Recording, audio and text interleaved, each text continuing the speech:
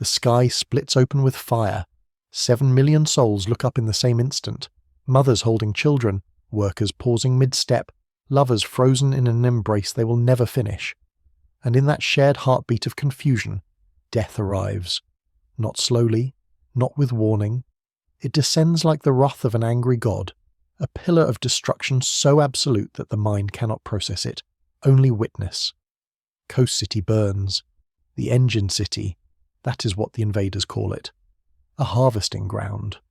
Mongol, the tyrant of Warworld, stands at the heart of the devastation with arms folded across his massive chest, watching the obliteration unfold with the same casual interest one might show a campfire. Beside him, the thing wearing the stolen face of Superman, the cyborg, the abomination, the monster who calls himself Hank Henshaw, orchestrates the carnage with cold mechanical precision. They have transformed this place into a factory of death. The buildings do not simply fall, they are consumed. The people do not simply die, they are harvested, their biomass repurposed, their screams converted into energy that feeds the great engines rising from the rubble. 7 million people. The number is too large to comprehend. It is a statistic, an abstraction, a figure that the human brain slides past because to truly understand it would be to go mad.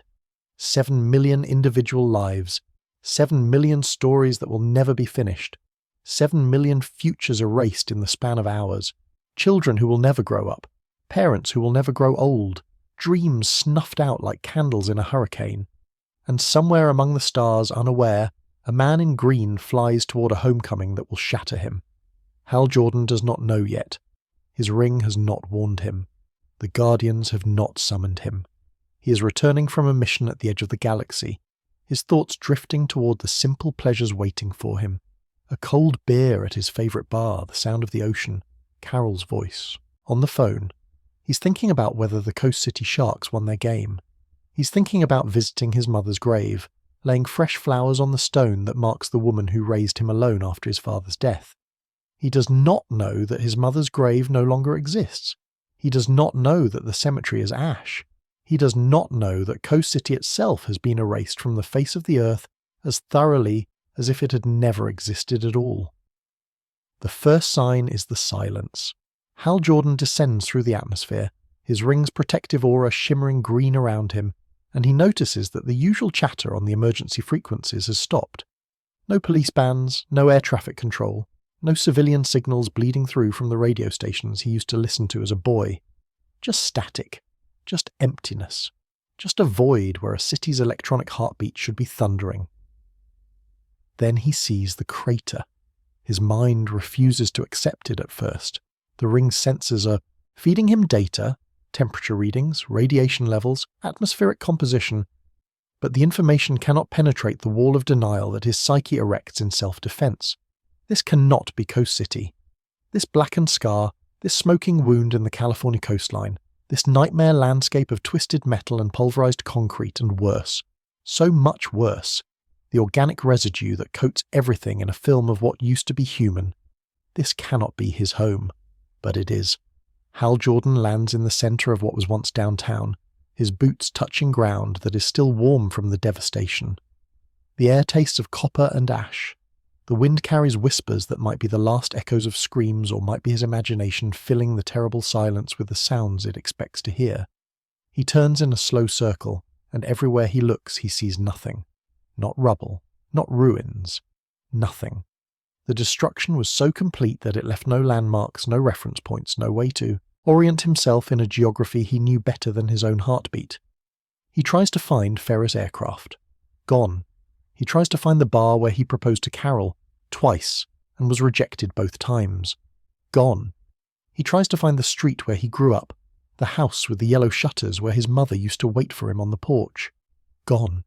He tries to find her grave. Gone. Everything is gone. And something inside Hal Jordan, something that has held firm through battles with world-eaters and mad gods and cosmic horrors beyond description, begins to crack. The ring responds to his anguish before his conscious mind can form the thought. Green light erupts from his fist, pouring out in waves, and it begins to build. First, a single building rises from the devastation, a construct of pure willpower, every brick and window and door rendered in luminous emerald detail. Then another building. Then a street. Then a park with trees that sway in an imaginary breeze. Hal Jordan is not thinking anymore. He is feeling, and what he feels is a desperate, drowning need to undo what cannot be undone. The constructs multiply. People begin to appear. Green silhouettes walking down green sidewalks, frozen in moments of ordinary life that will never happen again. A mother pushes a stroller. A businessman checks his watch. Children play in a schoolyard that exists only in the light of Hal Jordan's ring and the shattered landscape of his memory. He pours more power into the constructs, and they become more detailed, faces emerging, clothes taking shape, voices almost audible if he concentrates hard enough. He finds his mother. She stands in the doorway of the house that no longer exists, smiling the way she used to smile when he came home late, and she was equal parts relieved and furious. She is perfect. She is exactly as he remembers her, and she is not real. She is a thing of light and grief, a monument to loss rendered in the only medium Hal Jordan has ever truly mastered. He reaches for her. His hand passes through empty air, and Hal Jordan, the man without fear, falls to his knees in the ashes of everything he ever loved and screams until his throat tears and his voice breaks, and there is nothing left but ragged animal sounds of a grief too large for any word in any language. The Guardians find him like this. They appear in flashes of blue and white, their ancient faces impassive, their eyes holding the cold light of beings who have watched civilizations rise and fall for billions of years. To them, Coast City is a tragedy, yes, but also a statistic. One city among trillions, 7 million lives among the countless quadrillions that populate the universe they have sworn to protect. They have seen worse. They have caused worse, though they would never admit it. Ganthet speaks first, his voice carrying the weight of immortal authority. The ring is not meant for this purpose, he says. You're expending power at an unsustainable rate. You must cease. This indulgence. Indulgence. The word hangs in the air between them, and something in Hal Jordan's eyes changes. The grief is still there, vast and drowning, but now there is something else surfacing beneath it. Something harder. Something that looks, if one squints, uncomfortably like the first spark of rage. He tells them he needs more power. He tells them he can fix this. He tells them that if they would just give him access to the central power battery, he could bring them back, all of them, every single soul, every child and mother and friend and stranger. He could rebuild Coast City not as a construct but as reality. He could undo death itself. The Guardians refuse.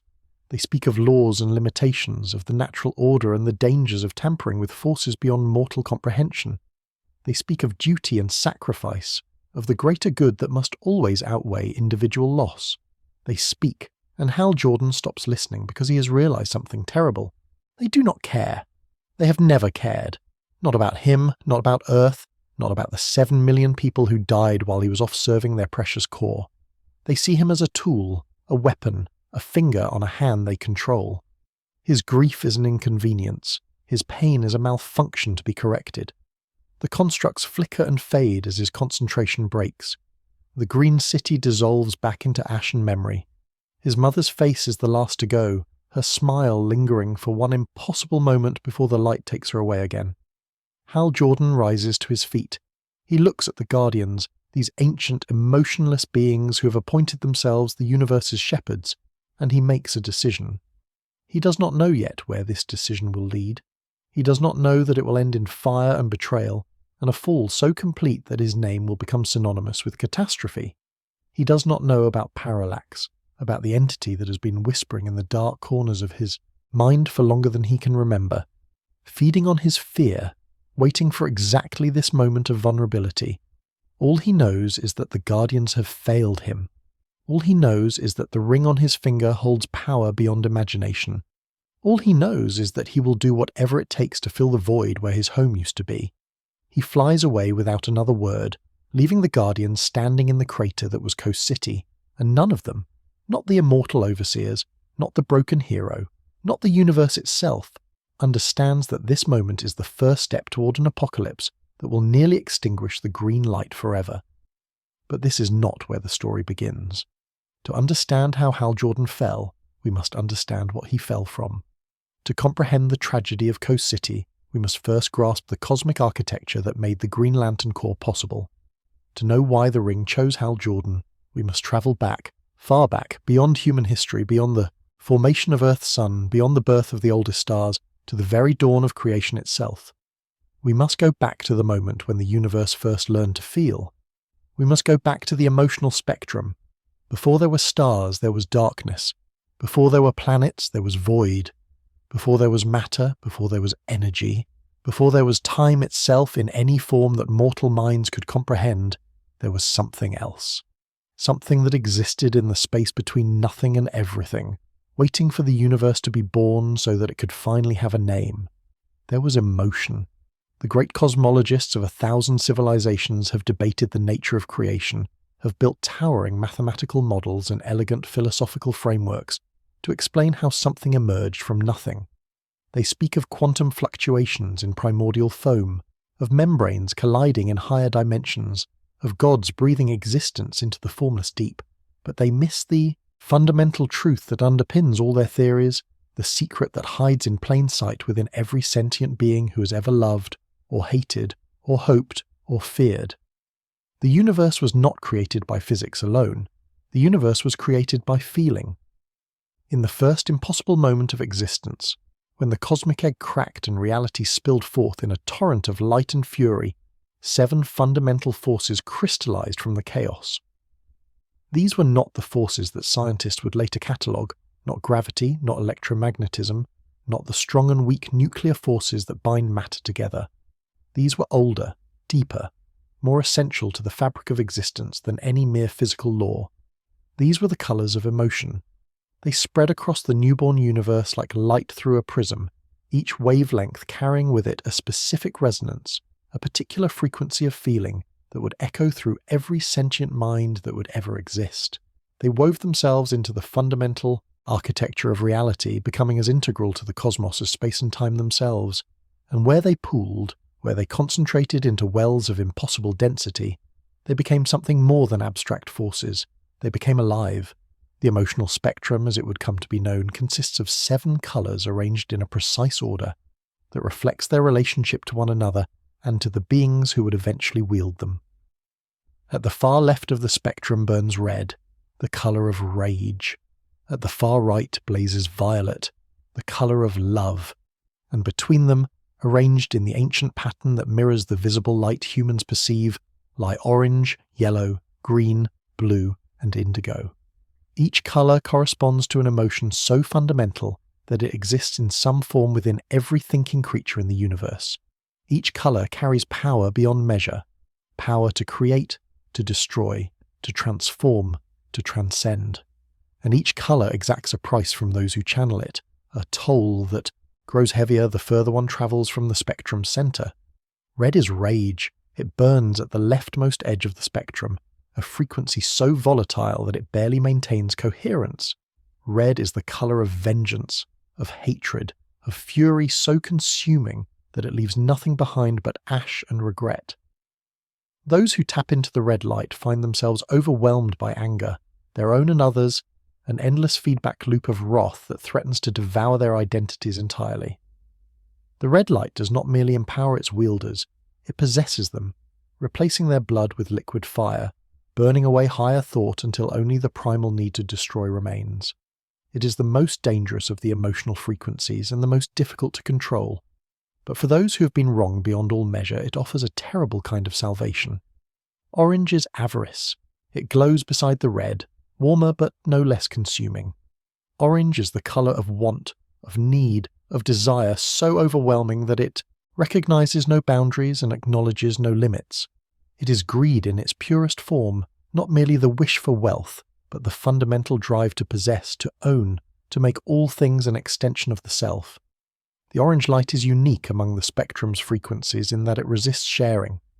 Where other colours can empower armies, the orange light flows most powerfully to a single bearer, one who wants so completely that they cannot conceive of another deserving even a fraction of its power. It is lonely at its core, isolating its wielders in prisons of their own endless hunger. Yellow is fear.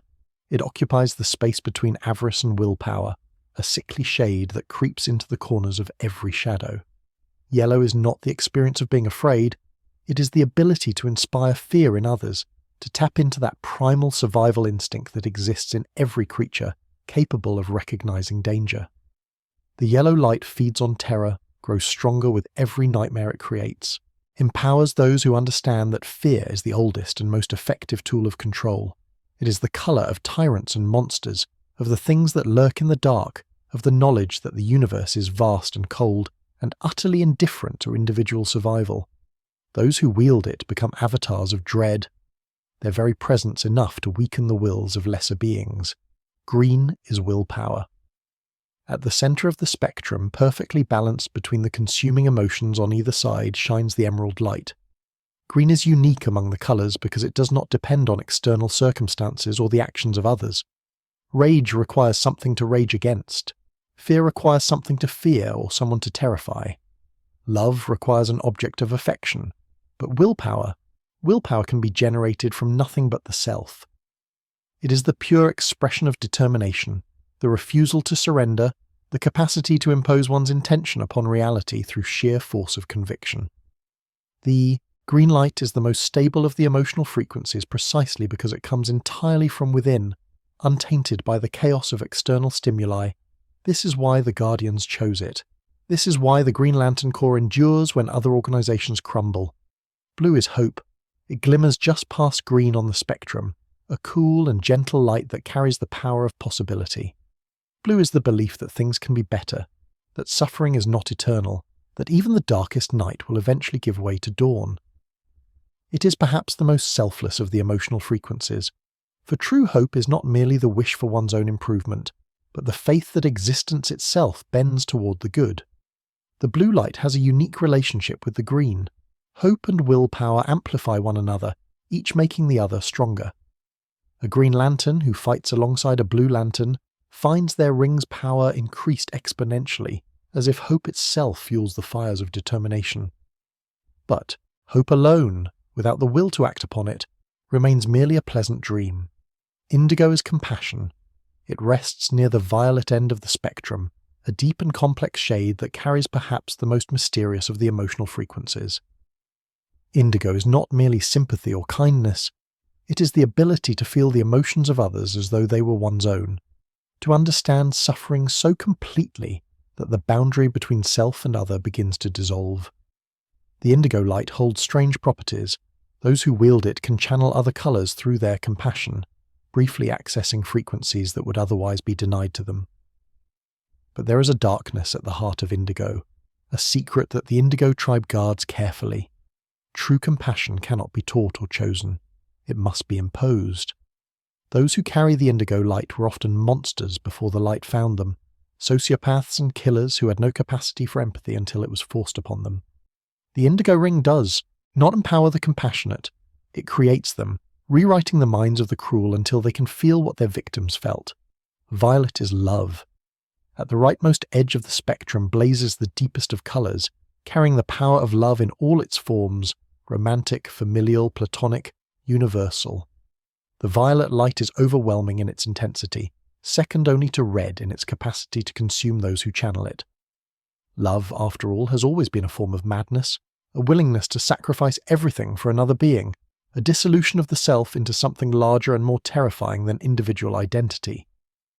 The star sapphires who wield the violet light are warriors of passion, their constructs fueled by devotion, their power growing stronger the deeper their emotional connections. But love unbalanced becomes obsession, and the violet light has claimed many who could not distinguish between devotion and possession. This, then, is the architecture of emotion made manifest. 7 colours, 7 forces, 7 aspects of the sentient experience that together comprise the emotional spectrum. But the spectrum is not merely an abstract framework. It is alive, in ways that transcend ordinary understanding. For each colour has an entity. They are not gods, though they might as well be. They are not merely personifications, symbolic representations of abstract concepts given convenient form. They are living beings of impossible age and incalculable power, creatures born in the first moments of creation, who embody their respective emotions so completely that they are indistinguishable from the forces themselves. The Butcher is rage incarnate. It takes the form of a massive horned beast, a thing of fire and fury that exists only to destroy. When it bonds with a host, that host becomes a conduit for every angry thought that has ever existed, every vengeful dream, every murderous impulse. The Butcher does not grant power, it unleashes it, removing every restraint until there is nothing left but the pure expression of cosmic wrath. Ophidian is avarice given form. It appears as a serpent of impossible length, coiling through dimensions, always hungry, never satisfied. Ophidian hoards not merely physical treasures, but experiences, memories, souls. Anything that can be possessed it desires. Its host gains the power to take anything they want, but they also inherit Ophidian's curse, the certainty that nothing will ever be enough. Parallax is fear embodied, a creature of insectoid horror, vast beyond comprehension, with wings that blot out stars and eyes that see every nightmare ever dreamed. Parallax was imprisoned by the Guardians billions of years ago, sealed within the central power battery on Oa, its presence explaining why Green Lantern rings could not affect the colour yellow, the colour of fear itself. When Parallax escapes, it does not merely frighten, it weaponizes fear, turning courage into cowardice, transforming heroes into the very things they once fought against. Ion is willpower made manifest. Unlike the other entities, Ion does not consume its host but elevates them, granting access to power limited only by imagination and determination. Ion appears as a whale-like creature of pure green energy, serene and ancient, representing the potential within every sentient being to shape reality through conviction alone. Those who bond with Ion become living embodiments of the green light, capable of feats that ordinary ring-bearers could never achieve. Adara is hope eternal. It takes the form of a great bird, radiant and beautiful, offering the promise of better things to those who have lost everything. Adara's power is subtle but profound. It does not fight directly but inspires, reminding hosts and enemies alike that despair is never the final answer. Where Adara flies, possibilities bloom. Proselyte is compassion incarnate. This entity resembles an octopus-like creature, its many tentacles reaching out to touch other minds, to share feelings, to connect beings who would otherwise remain isolated in their individual suffering. Proselyte does not judge those it bonds with. It understands them completely, and in understanding transforms. The Predator is love's avatar. It appears as an armoured warrior, fierce and devoted, willing to do anything at all for the object of its affection. The Predator represents love's darker aspects, the possessiveness and jealousy that shadow even the purest devotion. Its hosts gain incredible power, but risk losing themselves in passions that know no moderation. These 7 entities, these living emotions, have shaped the history of the universe in ways that few beings understand. They are the true power behind the rings and lanterns, the source from which all the core draw their strength, and they are not alone. Beyond the 7 colours, there exist 2 forces that transcend the spectrum entirely. The first is the white light of creation. When all 7 colours combine in perfect harmony, they produce a radiance that existed before any individual hue, the original light that sparked life itself. The white light is not merely an absence of colour, it is their unity, their apotheosis, the power that converted dead matter into living beings during the universe's first epoch. It was the white light that seeded life throughout the cosmos, that transformed barren rocks into garden worlds, that encoded the potential for emotion into the very genes of every sentient species. The entity, the great being that embodies life itself, sleeps within the earth, hidden on the planet where existence first took root, waiting for the moment when it might be needed again. The second force is the black. Where the white light creates, the black destroys. It is not merely darkness, it is the absence of emotion, the hunger that wishes to return all things to the void from which they emerged. The black is death itself, not as a natural end to life's cycle, but as an aggressive force that seeks to extinguish every spark of feeling in the universe. Necron, the Lord of the Unliving, stands as its avatar, a creature older than the emotional spectrum, patient beyond measure, waiting for the moment when it can devour everything that the white light created. This cosmic battleground, 7 colours of emotion, 2 transcendent forces, entities of godlike power, forms the framework within which the Green Lantern Corps operates. The Guardians chose the green light of willpower because it offered the greatest stability, the clearest path between power and control. They believed that by harnessing will, they could impose order on a chaotic universe without succumbing to the consuming nature of the other emotions. But who are these Guardians? What gives them the right to make such choices, to appoint themselves the arbiters of cosmic law? To answer that, we must travel to the planet Maltus, 10 billion years before the present day, where a race of immortals first looked upon the newborn universe and decided that they alone were wise enough to guide it. We must meet the beings who would become the guardians of the universe, and learn why their arrogance has cost existence more than they will ever admit. 10 billion years before the first human drew breath, on a world called Maltus, the universe's oldest tragedy began. Maltus was a paradise. Its skies shimmered with colours that no human eye would ever see, auroras of exotic radiation painting the heavens in perpetual celebration of the young cosmos. Its oceans teemed with life so diverse that cataloguing it would have taken civilizations millennia. Its continents sprawled with cities of crystalline beauty, spires that caught the light of a golden sun, and scattered it into rainbows that danced across marble plazas where the greatest minds in existence gathered to contemplate the nature of reality. The Maltusians were the first, not the first sentient species in the universe. That distinction belongs to being so ancient that even the Malthusians knew them only through archaeological whispers, but the first to survive, to thrive, to build something that would endure. They emerged in the cosmic dawn, when the universe was still cooling from its violent birth, and they grew powerful beyond measure. Their science conquered death itself. A Malthusian born in those early epochs might still be alive today, unchanged, watching the stars they knew as infants grow old and die. Their philosophy mapped the contours of existence with mathematical precision. Their technology reshaped planets, harnessed stars, folded space like paper. And their arrogance was boundless.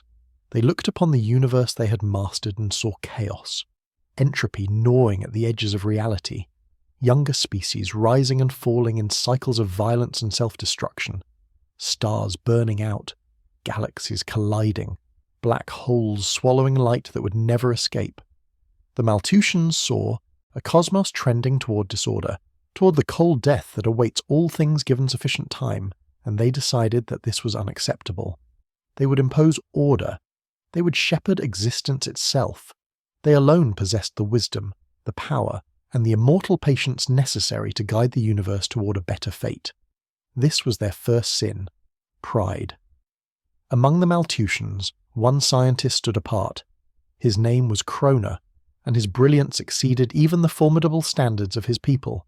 Where others were content to study the universe as it existed, Rayner burned with a different desire. He wanted to know how it had begun. He wanted to witness the moment of creation itself, that first impossible instant when nothing became everything, when the cosmic egg cracked and reality poured forth in a torrent of light and possibility. The other Malthusians warned him. Creation was not meant to be observed. The moment of the universe's birth existed outside of time, in a state so fundamentally alien to normal causality that any attempt to perceive it would introduce paradoxes of incalculable danger. There were legends, whispered stories passed down through generations, even among the immortals, of what happened to those who gazed upon forbidden truths. The universe protected its secrets, and it punished those who sought to unveil them. Rayner did not listen. In a laboratory at the heart of Maltus, surrounded by machines that drew power from captive stars, Rayner constructed his masterwork, a temporal viewer capable of piercing the veil between moments, of looking backward through the corridors of time to the very beginning of everything. His colleagues begged him to stop. His leaders commanded him to cease. But Rayner's desire to know had become an obsession beyond reason, and on the day he activated his machine, the universe itself held its breath.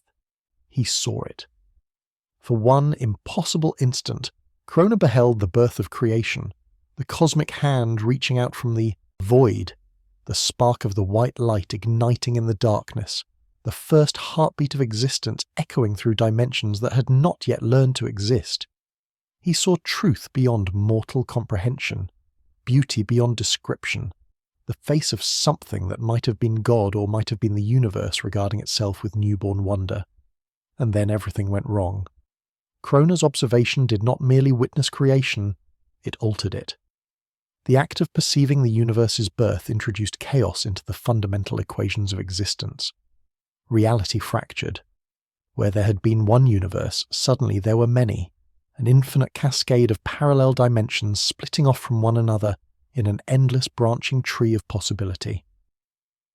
The multiverse was born in that instant, not as a natural feature of existence, but as a wound, a scar left by Kroner's hubris. But that was not the worst of it. The fracturing of reality released something that had been sealed away, something that the original creation had contained through the perfect harmony of its singular existence. Entropy, not merely the gradual decline of ordered systems, but entropy as an active force, a hunger that fed on existence and sought to return all things to the void. The universe had always been destined to end, given sufficient time, but Kroner's experiment accelerated that ending by billions of years. He had wounded reality itself, and the wound would never fully heal. The Maltusians were horrified. They stripped Kroner of his position, his honours, his place among them. They transformed him into a creature of pure energy and cast him out into the void, condemning him to wander forever as a living reminder of what unchecked curiosity could cost. But punishment was not enough. The damage was done, and the Maltusians, these immortal beings who had appointed themselves the universe's guardians, bore responsibility for it. They had created Kroner. They had tolerated his experiments until it was too late. The chaos spreading through reality was their fault, their burden, their sin to expiate. And so they made a choice that would define the next 10 billion years. They would dedicate their eternal existence to correcting Kroner's mistake. They would fight entropy wherever it arose. They would impose order on the chaos that their wayward son had unleashed. They would become, in truth, and not merely an aspiration, the guardians of the universe. The Maltusians abandoned their homeworld. They travelled to the planet Oa, a barren rock located at the precise centre of the universe, the point equidistant from all galaxies, all stars, all worlds that existed or would ever exist. Here, at the cosmic crossroads, they would establish their headquarters. Here, they would watch over everything. They renamed themselves. They were no longer Maltusians, no longer members of a species defined by their origin. They were the guardians now, beings who had transcended such petty concerns as homeworld and heritage. They shed their individuality, their names, their personal histories. They became functionally identical, small, blue-skinned figures with ancient eyes and expressionless faces, distinguished from one another only by the most subtle variations in feature and temperament. And they made a terrible decision. They concluded that emotion was the root of Kroner's failure. It was his passion, his burning desire to know, that had driven him to ignore every warning and commit his universe-shattering crime. Emotion was chaos. Emotion was entropy and microcosm, the internal disorder that led inevitably to external catastrophe. If the Guardians were to succeed in their mission, they must purge themselves of feeling entirely. Over centuries, they systematically suppressed every emotional response within themselves. They excised love and hatred, joy and sorrow, hope and fear. They became creatures of pure logic, making decisions based solely on mathematical calculations of cosmic good, untainted by the irrational impulses that had doomed Kroner. They believed this made them better suited to their task. They believed this made them wise. They were wrong. Not all of the Maltusians agreed with this path. Even among immortals, there were those who recognized the danger of denying such a fundamental aspect of sentient existence. The first schism occurred when a faction calling themselves the Controllers departed away. Convinced that the Guardians' methods were too passive, the Controllers believed in more direct intervention, not merely guiding the universe but actively reshaping it according to their vision of order. They would go on to create the Dark Stars, an organisation that rivaled the Green Lantern Corps in scope if never in effectiveness. The second schism was more profound. The female Maltusians, for the species had possessed gender, once, before the Guardians decided that such distinctions were irrelevant, grew increasingly disturbed by their brothers. Emotional suppression. They recognised what the male Guardians refused to acknowledge, that by cutting themselves off from feeling, They were not achieving purity, but rather inflicting upon themselves a wound as grievous as any Kroner had dealt to the universe. Emotion was not chaos. Emotion was connection, meaning, the very thing that made existence worth preserving. The females departed Oa for the planet Zamaron, far from the Guardians' cold oversight. There they embraced the violet light of love, eventually founding the Star Sapphires, an organization dedicated to spreading and protecting love throughout the universe. The Guardians dismissed them as sentimentalists, as beings who had failed to evolve beyond primitive attachments. The Zamarons pitied their former brothers as creatures who had mutilated their own souls in pursuit of an impossible ideal. Both were partially right. Neither was entirely wrong. On OA, the Guardians built their citadel. They constructed the central power, battery, a towering lantern of emerald energy that served as a reservoir for the green light of willpower. They established the Book of Oa, a vast tome containing every law and regulation they devised, every precedent they established, every decision they made in their role as cosmic arbiters. They created the Sciencels, prison facilities capable of containing the most dangerous beings in the universe. They built the crypts, where the honoured dead of their future peacekeeping force would be interred. O itself transformed under their attention.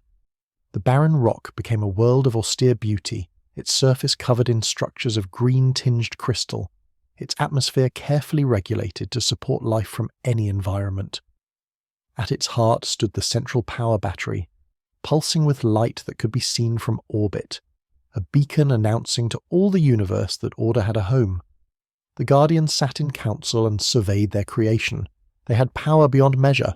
They had knowledge accumulated over billions of years. They had purpose, clarity, and the conviction that they alone understood what the universe needed. What they lacked was humility. They did not see themselves as fallible beings doing their best in an impossible situation.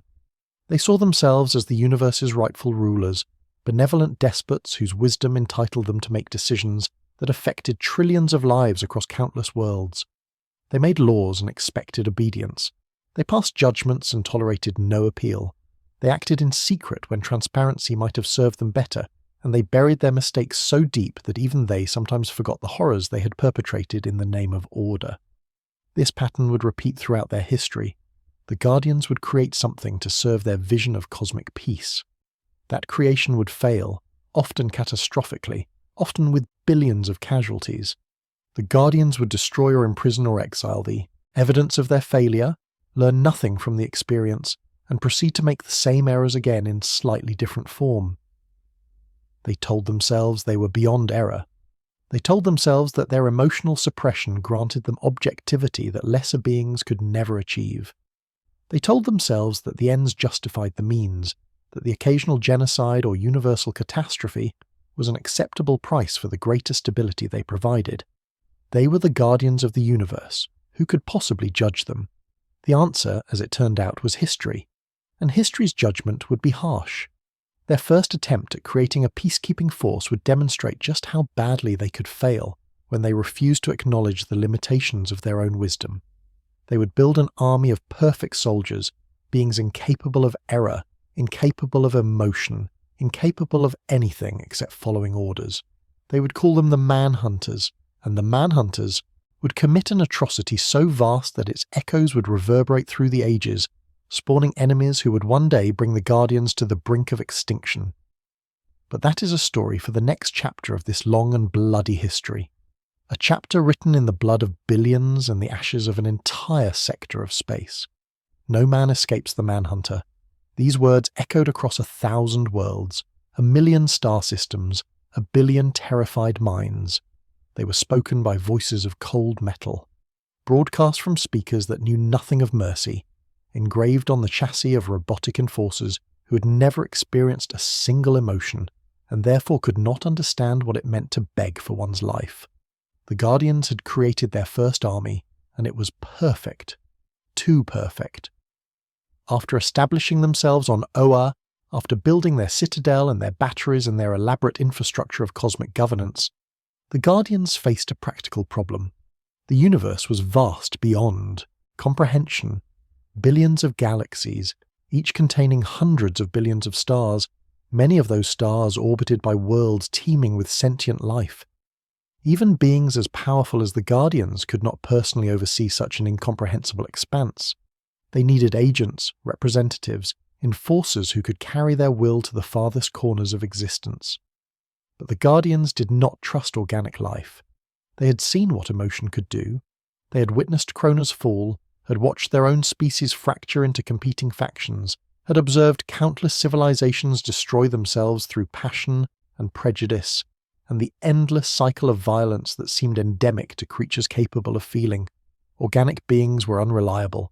They loved, they hated, they feared, they hoped, and these emotions made them unpredictable, made them dangerous, made them unsuitable for the cold calculus of universal order.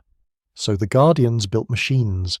The Manhunters were technological. Marvels, robotic soldiers designed to enforce the Guardians' laws with absolute precision and unwavering dedication. They possessed no emotions to cloud their judgment, no personal agendas to compromise their missions, no fear of death to stay their hands. They were programmed with a comprehensive understanding of the Guardians' legal code and empowered with weapons capable of subduing any threat.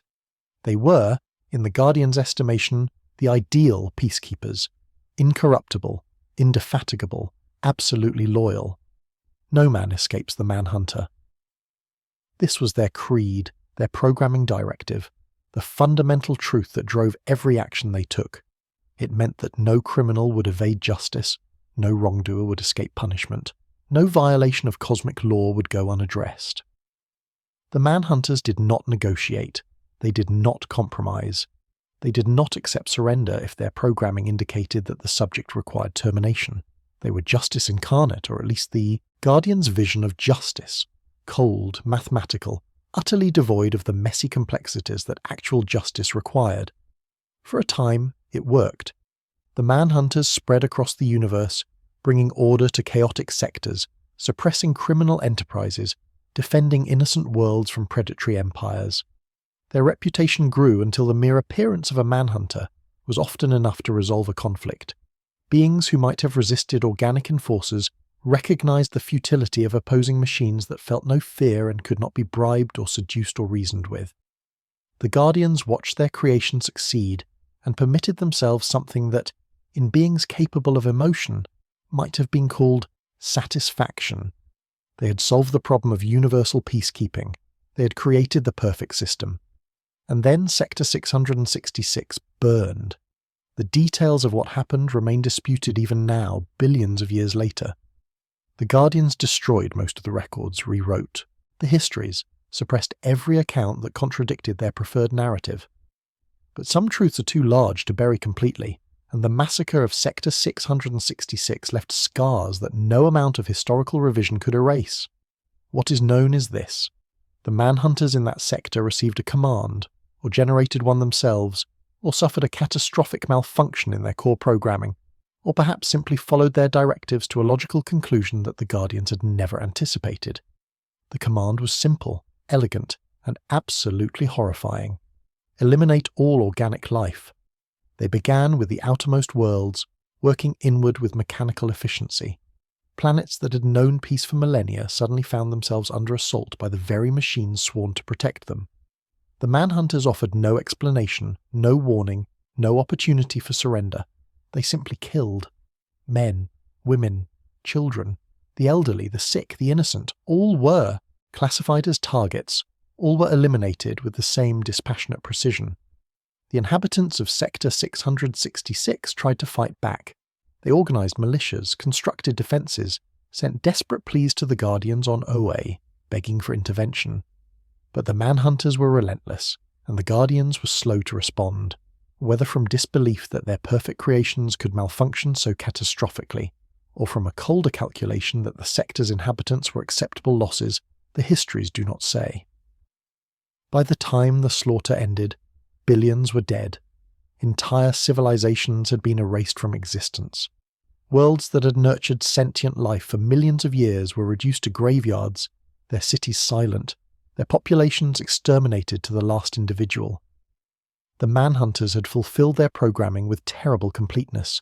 No man had escaped them, because no man remained alive to escape. Almost no man.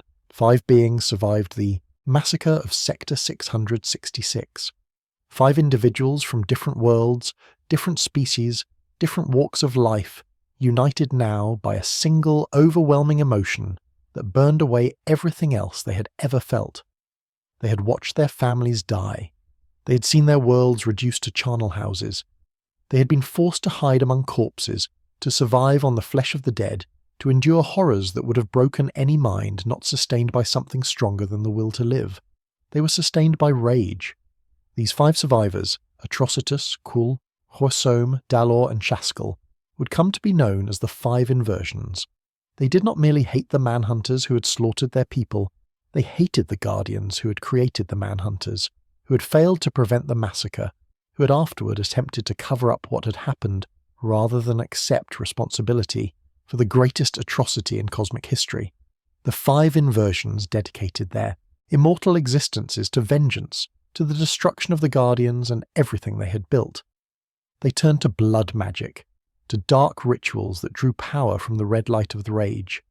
They made themselves into something more than mortal, something capable of challenging even the masters of Oa, and they whispered prophecies, visions of the future that they had glimpsed through their forbidden arts, predictions of doom that would haunt the guardians through the ages, the Blackest Night, the fall of the core, the death of everything the guardians held dear. The guardians eventually captured the 5 inversions and imprisoned them on the dead world of Ismor, chained in cruciform poses, left to rage impotently against bonds they could not break. But the inversions' prophecies could not be so easily contained. They would whisper their visions to anyone who visited Ismor, planting seeds of doubt and fear that would germinate across millennia. As for the manhunters, the guardians decommissioned them en masse. The robots were stripped of their power sources, their weapon systems disabled, their programming locked into dormant states. Most were destroyed outright. Others were exiled to distant corners of the universe where they might never threaten sentient life again. The Guardians erased the manhunters from official history, pretended that their first great experiment in peacekeeping had never occurred, and prepared to try again. They had learned nothing. Oh, they understood that the manhunters had failed. They recognized that machines without moral judgment could follow programming to monstrous conclusions. But they did not question their fundamental assumption, that they alone knew what was best for the universe, that their judgment was sound even when their creations proved catastrophic. They blamed the manhunters' limitations rather than their own hubris. They decided that the solution was not less control but better control, not humility but improved engineering. This pattern of failure and denial would characterize the Guardians throughout their history, and their next experiment would prove no different. Before the Green Lantern Corps, before the Manhunters, before any of the structures that would come to define cosmic order, there was Voltum. His name has been erased from most histories, his existence denied by the Guardians for billions of years, his story so thoroughly suppressed that even many modern Lanterns have never heard of him. But Voltum was real, and what the Guardians did to him represents perhaps their greatest shame. A crime so profound that it makes the Manhunter massacre seem almost understandable by comparison. Voltum came from beyond, not merely from another world or another galaxy, but from another universe entirely, one of the infinite parallel dimensions that Krona's experiment had spawned. In his home reality, Voltum had been a scientist, an explorer, a seeker after truth not unlike Krona, himself. He had discovered a way to travel between universes using a device he called the Travel Lantern, and he had journeyed to the Guardian's dimension seeking knowledge, seeking connection, seeking perhaps the answers to questions that had haunted him throughout his existence. He brought gifts. The most significant was something he called the Great Heart, a power source of incredible potency that could channel emotional energy directly into usable power. The Guardians were fascinated. Here was a technology that might allow them to harness the emotional spectrum without requiring the emotional engagement that they found so distasteful. Here was a tool that could power their peacekeeping efforts without forcing them to confront the feelings they had worked so hard to suppress. They experimented on Voltum. They treated him not as a visitor, not as an ally, but as a resource to be exploited. They studied his physiology, his connection to the emotional energies, his capacity to channel all 7 colors of the spectrum simultaneously. Voltum could access rage and love, fear and hope, willpower and avarice and compassion, all of them, flowing through him in an endless kaleidoscope of power. This made him unique.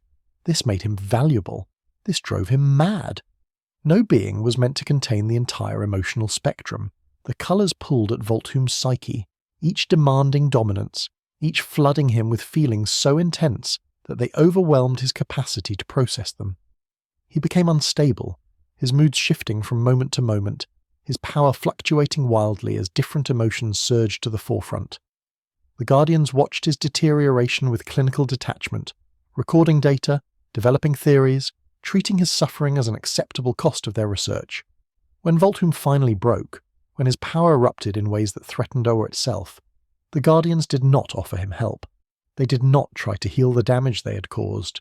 They imprisoned him in a pocket dimension of their own creation, sealing him away from reality, condemning him to an eternity of isolation and madness. They took his technology, incorporated it into their own designs, and erased his name from every record. Voltum became the first lantern, not an honorific, but a designation, a label applied to a specimen rather than a title granted to a hero.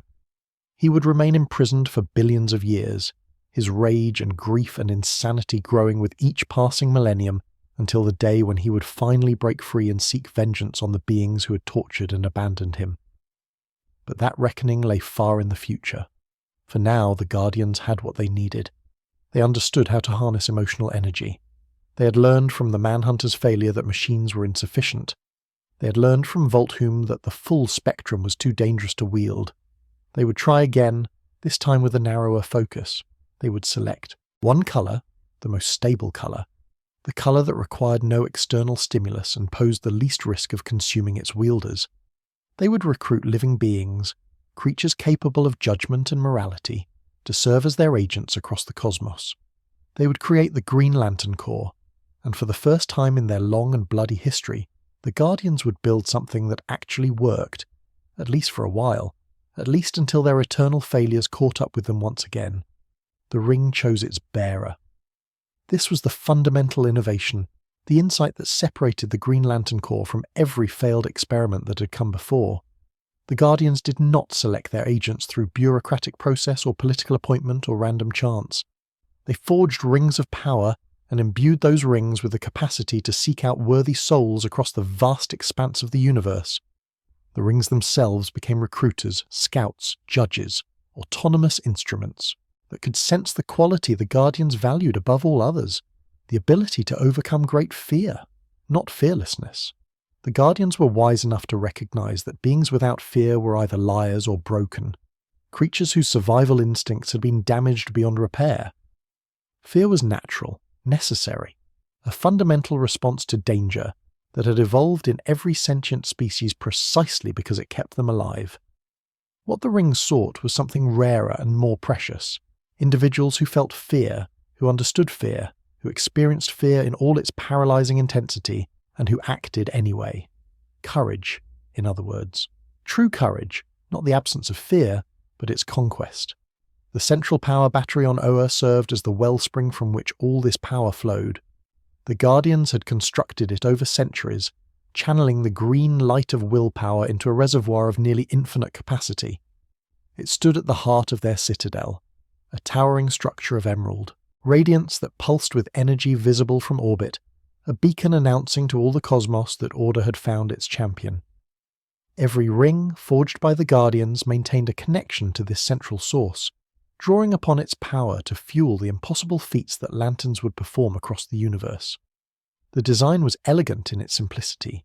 Each ring could hold a charge for approximately 24 standard hours of continuous use, longer if the bearer was conservative with their constructs, shorter if they pushed themselves to the limits of their creativity and will.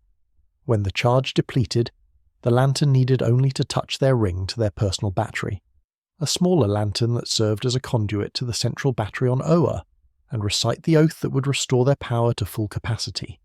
The oath. Every lantern learned it, every lantern spoke it, every lantern felt its words resonate through their being as the green light surged from battery to ring to soul. The oath was more than a recitation.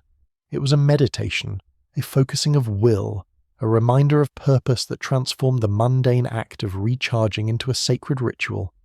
In brightest day, in blackest night, no evil shall escape my sight. Let those who worship evil's might beware my power, Green Lantern's light. These words, or variations of them adapted to the linguistic patterns of countless species, echoed across the universe as lanterns prepared for battle, as they steeled themselves against impossible odds, as they reminded themselves why they had been chosen and what they had sworn to protect. The oath was a promise, a commitment, a declaration of identity that bound the Corps together across every barrier of culture and biology and distance. The Guardians divided the universe into 3,600 sectors, each encompassing countless star systems, each assigned to the protection of a single Green Lantern. Later, as the Corps grew and threats multiplied, they would assign 2 lanterns to particularly dangerous sectors, partners who could support one another in times of crisis. But in the beginning, each lantern stood alone, a single point of emerald light holding back the darkness that threatened to consume their assigned region of space. The ring's capabilities were limited only by the imagination and willpower of its bearer. At its most basic level, the ring provided flight, propelling its wearer through atmosphere and vacuum alike at speeds that could cross star systems in hours. It generated a protective aura that shielded against the hazards of space, radiation, temperature extremes, the absence of breathable atmosphere, allowing lanterns to operate in environments that would kill unprotected beings instantly. It served as a universal translator, interpreting the languages of countless species and allowing communication across barriers that had stymied civilizations for millennia. But the ring's true power lay in its capacity to create constructs. Hard light, the scientists called it, photons given mass through the application of willpower, shaped into any form the bearer could imagine. A lantern who thought of a sword could manifest a blade of gleaming emerald, sharp enough to cut through almost any material. A lantern who envisioned a shield could project a barrier capable of stopping projectiles, energy beams, even the physical attacks of beings with superhuman strength. A lantern whose imagination ran to the complex could create machinery, vehicles, weapons of impossible sophistication, all formed from nothing but light and will. The constructs reflected their creators. A warrior's ring produced weapons of war, elegant and deadly. An architect's ring produced structures of precise geometric beauty. An artist's ring produced forms that defied conventional description, abstract expressions of creativity made manifest in glowing green. This was perhaps the Guardians' greatest achievement in designing the Corps. They had created a weapon that adapted to its wielder, that grew more powerful as the bearer's imagination expanded, that rewarded creativity and courage in equal measure. The first lantern chosen by a ring was Rory Dag, a being from a world whose name has been lost to history. Little is remembered of Rory Dag's service. The Corps was young, its traditions not yet established, its chronicles not yet maintained with the rigour that would come later. But Rory Dag's selection proved that the ring's judgment could be trusted, that the Guardians' innovation had succeeded where their previous efforts had failed. A living being, possessed of moral judgment and emotional complexity, could wield the green light without succumbing to the madness that had claimed Voltum, or the atrocity that had damned the Manhunters. Other legendary lanterns followed in those early epochs. Kilowog's predecessors, drill sergeants who established the brutal training regimens that would transform raw recruits into hardened warriors of light. Mogo, a sentient planet whose existence defied every assumption about what a Green Lantern could be. A world-sized being whose ring orbit matched its equator, whose constructs could span solar systems, whose very presence served as a refuge and meeting place for lanterns in need. Tamar Ray, whose sector included the doomed world of Krypton, and who would carry the guilt of its destruction throughout his long service. Abin Sur, the Lantern of Sector 2, 814, whose friendship with Sinestro would become legendary and whose death would change everything. The Corps developed structure over millennia of refinement. At its base were the rank-and-file lanterns, each responsible for their assigned sector, each answering to the Guardians' authority while maintaining considerable autonomy in how they fulfilled their duties. Above them served the Honor Guard, lanterns of exceptional skill and dedication who were freed from sector responsibilities to address threats too large for any single bearer to handle. They were the elite, the veterans, the warriors called upon when ordinary measures proved insufficient. More controversial were the Alpha Lanterns, beings who had undergone a fusion with their power batteries, becoming living conduits for the green light at the cost of much of their organic nature.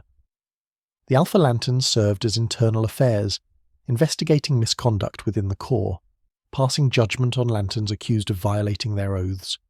They were necessary, the Guardians insisted, to maintain discipline across such a vast organisation. But many Lanterns viewed them with unease, disturbed by how much of their humanity the Alphas had sacrificed in pursuit of perfect impartiality. Darker still was the Corps, a black operations division whose existence the Guardians officially denied. The Corps handled missions too morally ambiguous for the regular Corps, operations that required deception, assassination, actions that would violate the principles the Green Lanterns publicly espoused. Their rings were not green but black, powered by the same willpower but cloaked in shadow, invisible to conventional detection. They did what needed to be done, and the Guardians pretended not to know. OA itself became a gathering place, a home for Lanterns who had lost their worlds or chosen to dedicate themselves fully to the Corps' mission. The Citadel expanded over the millennia, accommodating barracks and training facilities, medical bays equipped to treat the physiology of thousands of different species, memorial halls where the honoured dead were remembered. The science cells grew as well, prison facilities capable of containing threats too dangerous to be released but too valuable to be destroyed, a menagerie of cosmic horrors held in check by Guardian technology and Lantern vigilance. The crypts held those who had given everything. Every Lantern who fell in the line of duty was interred there, their ring and battery preserved alongside their remains, their sacrifice honoured by the institution they had served. It was tradition for newly graduated Lanterns to walk the crypts before their first mission, to see the faces and read the names of those who had come before to understand the weight of the legacy they were inheriting. And so the Green Lantern Corps became the universe's peacekeeping force, the thin emerald line between civilization and chaos. For billions of years they patrolled the sectors, they answered distress calls, they stood against tyrants and monsters and cosmic threats that would have overwhelmed any lesser organization. They were not perfect, no institution spanning such scales could be, but they were necessary, a stabilizing presence in a universe that trended always toward entropy and violence. But peace, as the Guardians knew better than anyone, was fragile. Threats gathered at the edges of their ordered cosmos. Old enemies plotted vengeance, new horrors emerged from the spaces between stars. And the Guardians themselves, for all their wisdom, continued to make decisions that would eventually return to haunt them.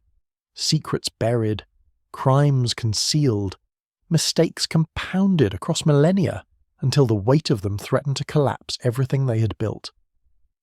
The Corps endured because its members were extraordinary. Ordinary beings from ordinary worlds who had been touched by something greater, who had proven themselves worthy of power that could reshape reality, who had sworn an oath and meant it. They were the best of their respective species, united by purpose and bound by duty, a fellowship of light that transcended every difference of biology and culture and history. But before the modern age, before Hal Jordan and his legendary career, there was another Green Lantern on Earth. One whose power came not from Oa, not from the Guardians, not from the science that had created the Corps. His light was older, stranger, connected to forces that even the Guardians did not fully understand. His name was Alan Scott, and his story begins not with a dying alien, but with a falling star, a fragment of magic cast out from Oa itself, because the Guardians could not control it. The Golden Age awaits. The green flame fell from heaven, and nothing would ever be the same. Long before the Guardians sent their rings to Earth, long before Abin Sur's ship crashed in the California desert, long before Hal Jordan spoke his first oath, there was another bearer of the Emerald Light. His power did not flow from the central battery on Oa. His ring was not forged by immortal hands in the Citadel at the universe's heart. His connection to the green was older, stranger, rooted in magic rather than science, in chaos rather than order. His name was Alan Scott, and he was the first Green Lantern of Earth. The story begins billions of years before Alan's birth, in the earliest days of the Guardian's stewardship. When they first began harnessing the emotional spectrum, the Guardians encountered a problem they had not anticipated. The green light of willpower was, as they had theorized, the most stable of the emotional frequencies. But not all willpower energy was equally tractable.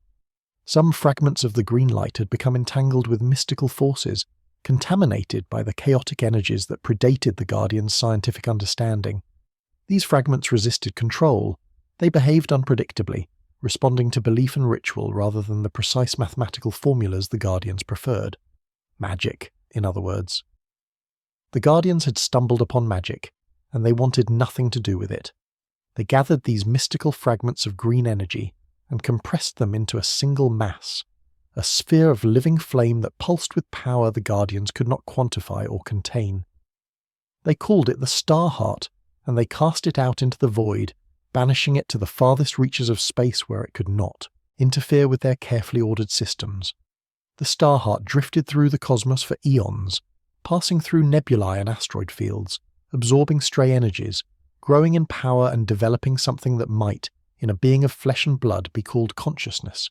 It was not truly alive, but it was not entirely inanimate either.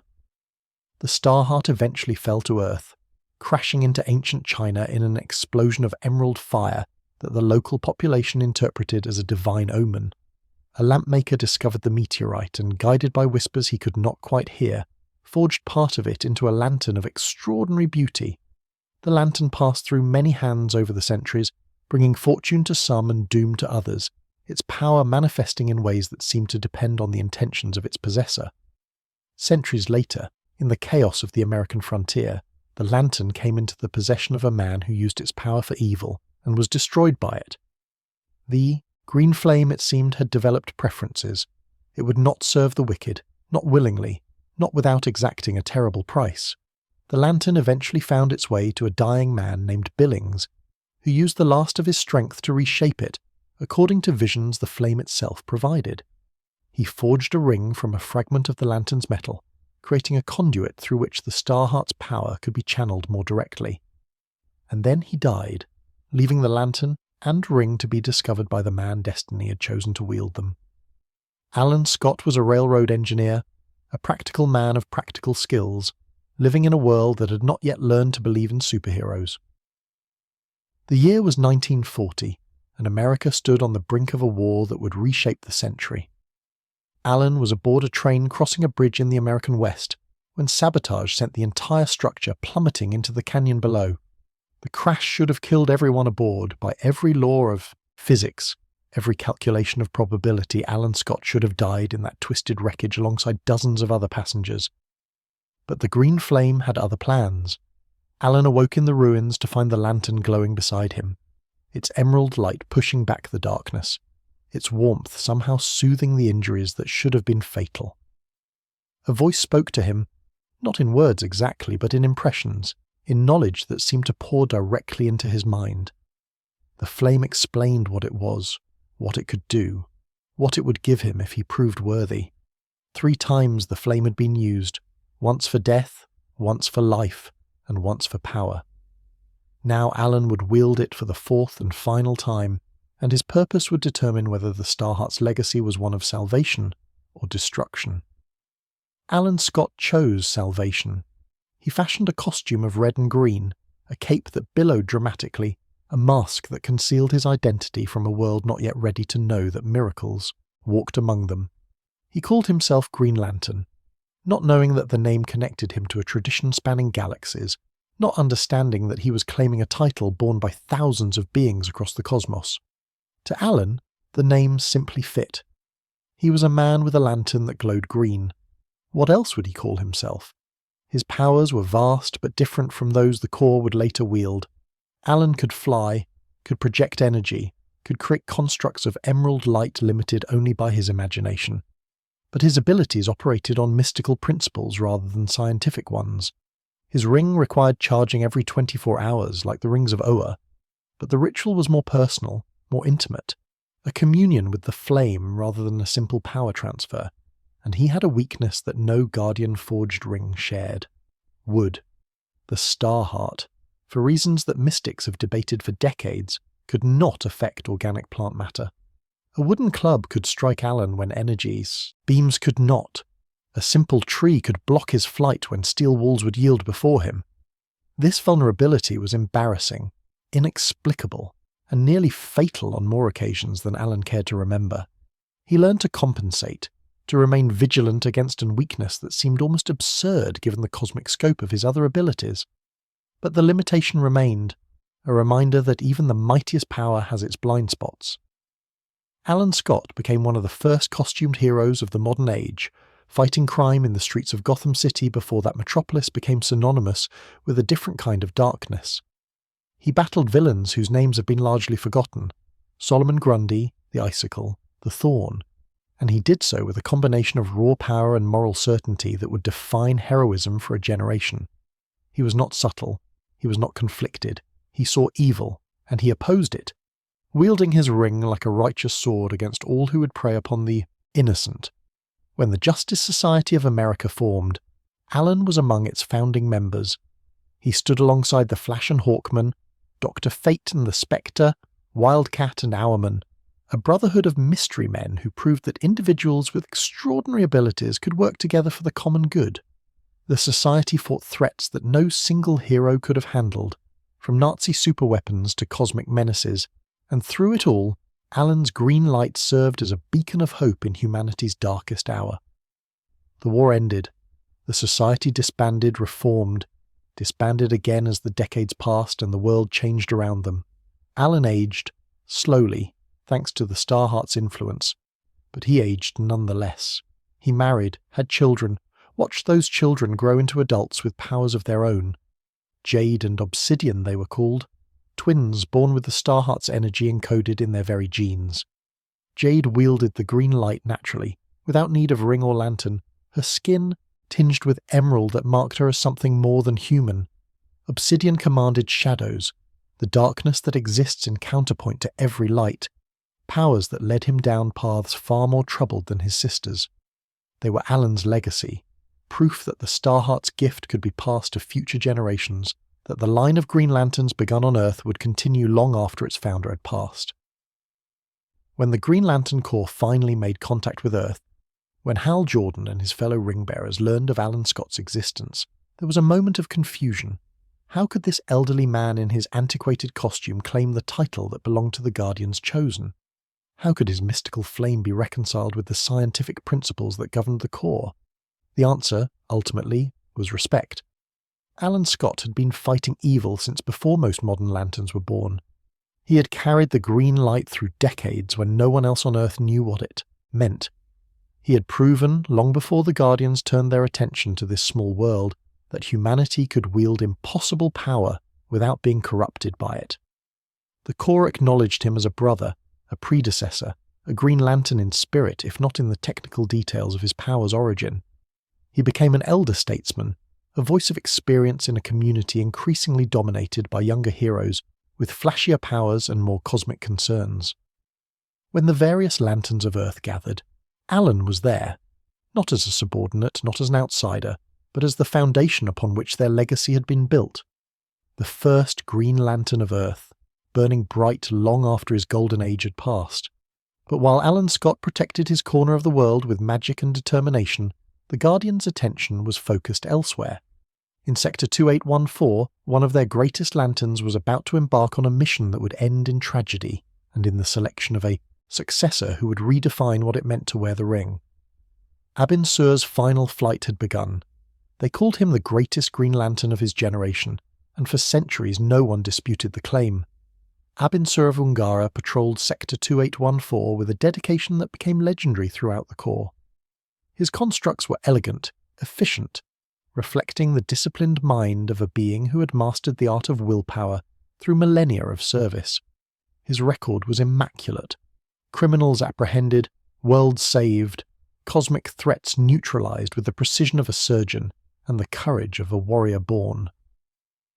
When younger lanterns sought examples to emulate, when the Guardians needed to demonstrate what their Corps could achieve at its finest, they pointed to Abin Sur. His sector was not particularly dangerous by cosmic standards. It contained no empire of conquest, no devouring swarm, no singularity of malevolence that threatened to consume surrounding systems. What it did contain was potential, countless worlds nurturing young civilizations, species on the verge of achieving interstellar travel, planets whose futures hung in the balance between greatness and self-destruction. Earth was one such world. Though Abin Sur paid it little attention during most of his tenure, the humans were primitive, barely capable of reaching their own moon, millennia away from posing any threat or making any contribution to the galactic community. He had no way of knowing that Earth would become the most significant planet in his sector's history. He had no way of knowing that his death there would set in motion events that would reshape the entire core. But we are getting ahead of ourselves. Abin Sur's closest friend was a lantern whose name would one day become synonymous with treachery, though in those early years, he represented everything the core aspired to be.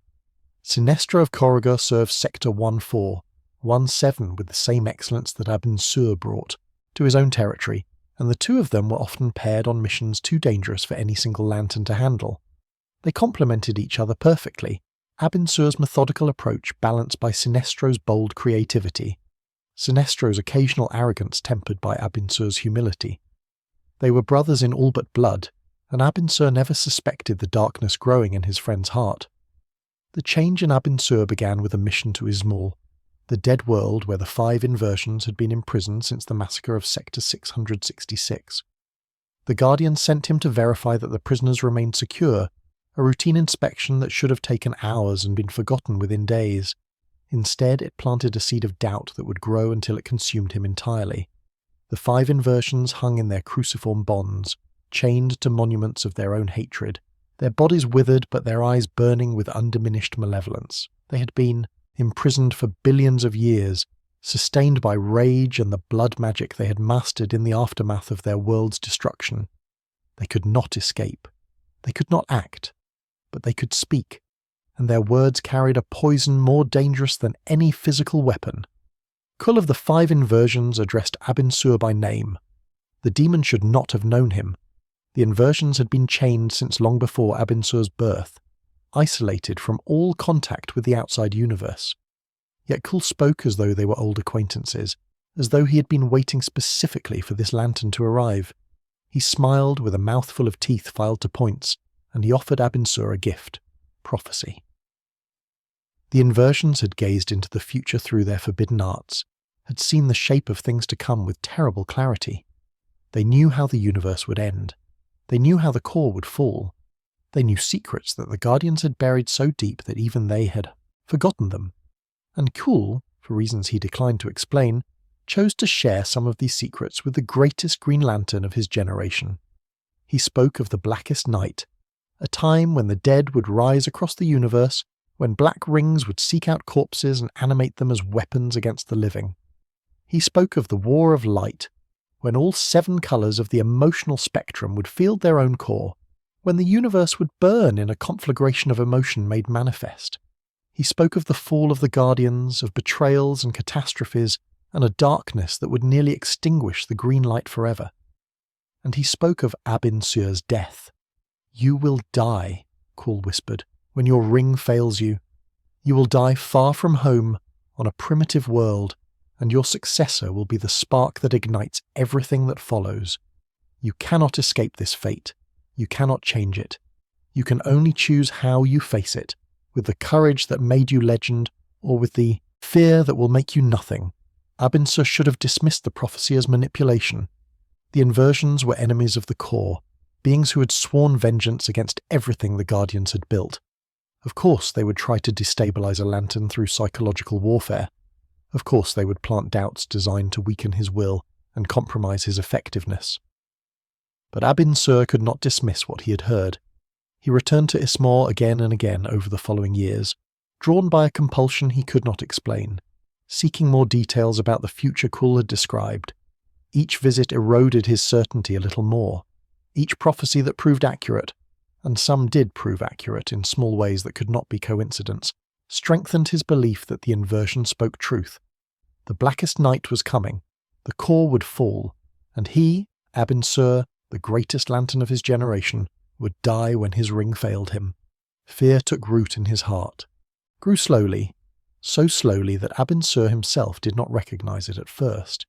He began to second-guess decisions that would once have been automatic. He started carrying backup weapons, physical armaments that did not depend on willpower to function. He requisitioned a spacecraft, arguing that certain missions required capabilities the ring could not provide. But the truth was simpler and more shameful. He no longer trusted the ring to protect him. The Guardians noticed the change, though they misinterpreted its cause. They saw their finest lantern becoming cautious, methodical where he had once been bold, hesitant where he had once been decisive. They attributed it to the wisdom of age, to a veteran's understanding that recklessness and courage were not the same thing. They did not realize that Abin Sur was afraid, that the prophecies of Ismail had infected him with a doubt that grew stronger with each passing year. Fear weakens the ring. This is the fundamental truth of the green. Light, willpower and fear exist in opposition, and a lantern who succumbs to fear finds their constructs growing weaker, their flight growing slower, their connection to the central battery growing more tenuous. Abin Sur's ring was not failing him. He was failing it. His doubt creating the very vulnerability that Kull had predicted. The self-fulfilling prophecy wound tighter with each orbit around the sun. When Atrocitus escaped from Ismail, Abin Sur was assigned to recapture him. The red-skinned demon had broken free through means the Guardians could not explain, had stolen a ship, had set course for a destination that filled Abin Sur with dread the moment he calculated its trajectory. Earth, Sector 2, 814. The primitive world he had watched for centuries without much interest. The planet where, according to Kull's prophecy, he would meet his end. Abin Sur pursued Atrocitus across the void, his ship straining to match the demon's speed, his ring pulsing with power, no longer fully trusted.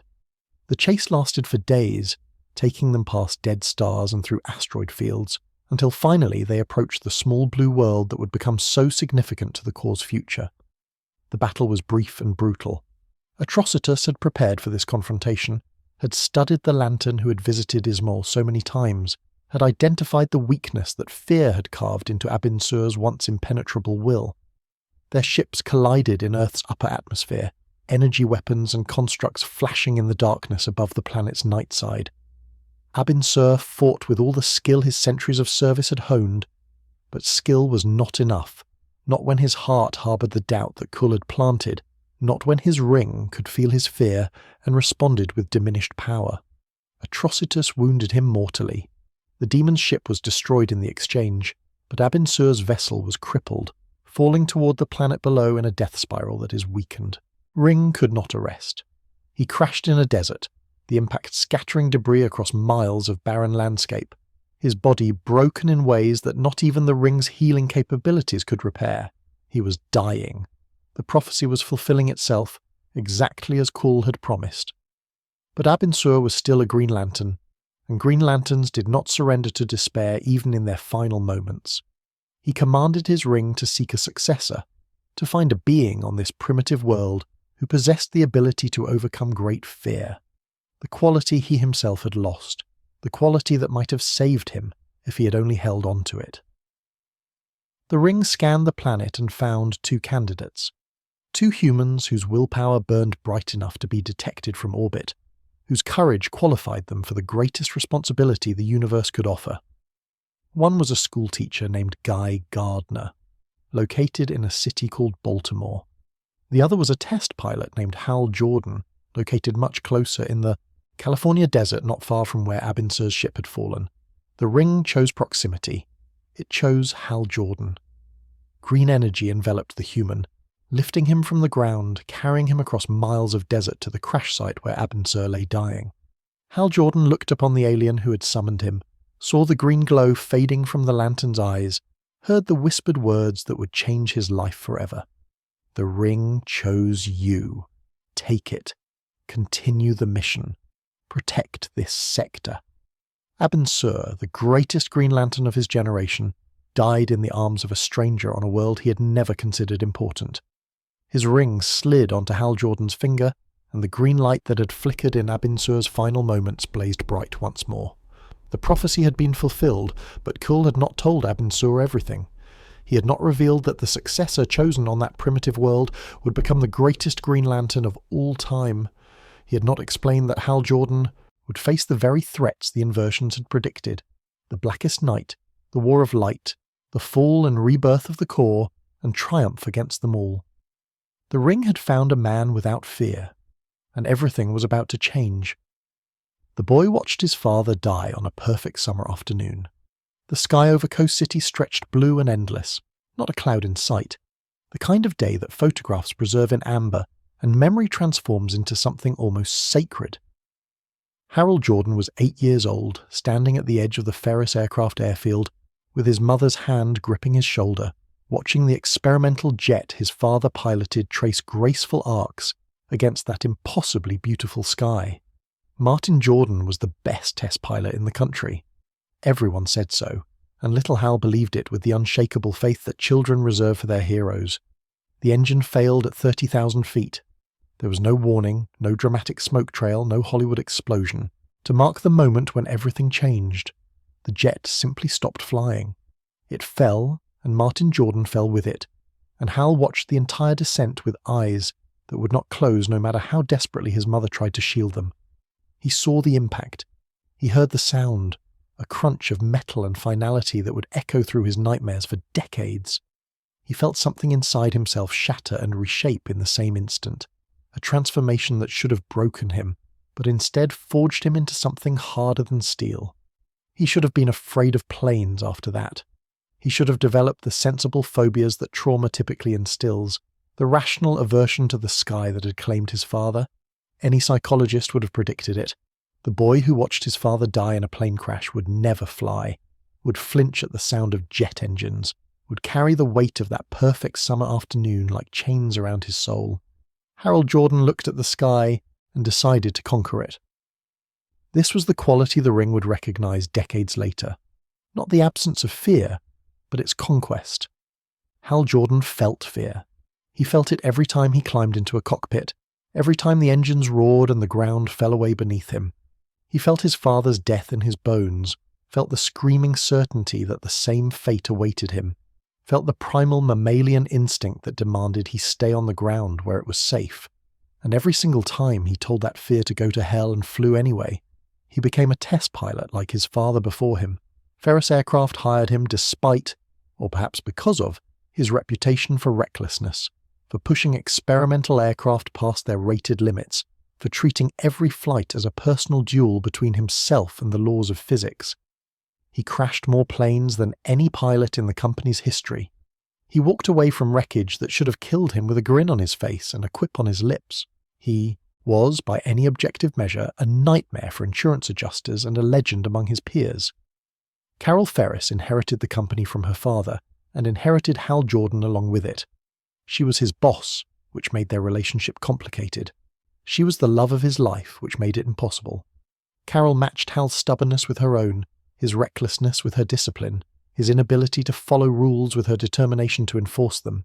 They circled each other for years, drawn together by attraction and pushed apart by circumstance, a dance of almost lovers that neither could end and neither could consummate.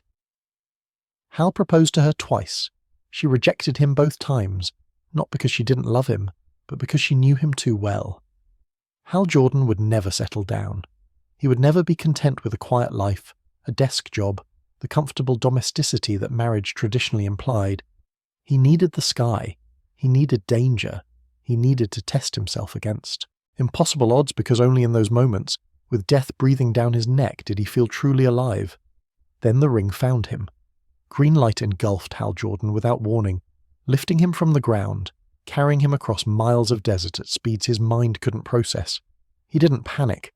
That was the ring's first test, though he didn't know it yet. Most humans would have screamed, would have flailed against the inexplicable force abducting them, would have surrendered to the terror of the impossible.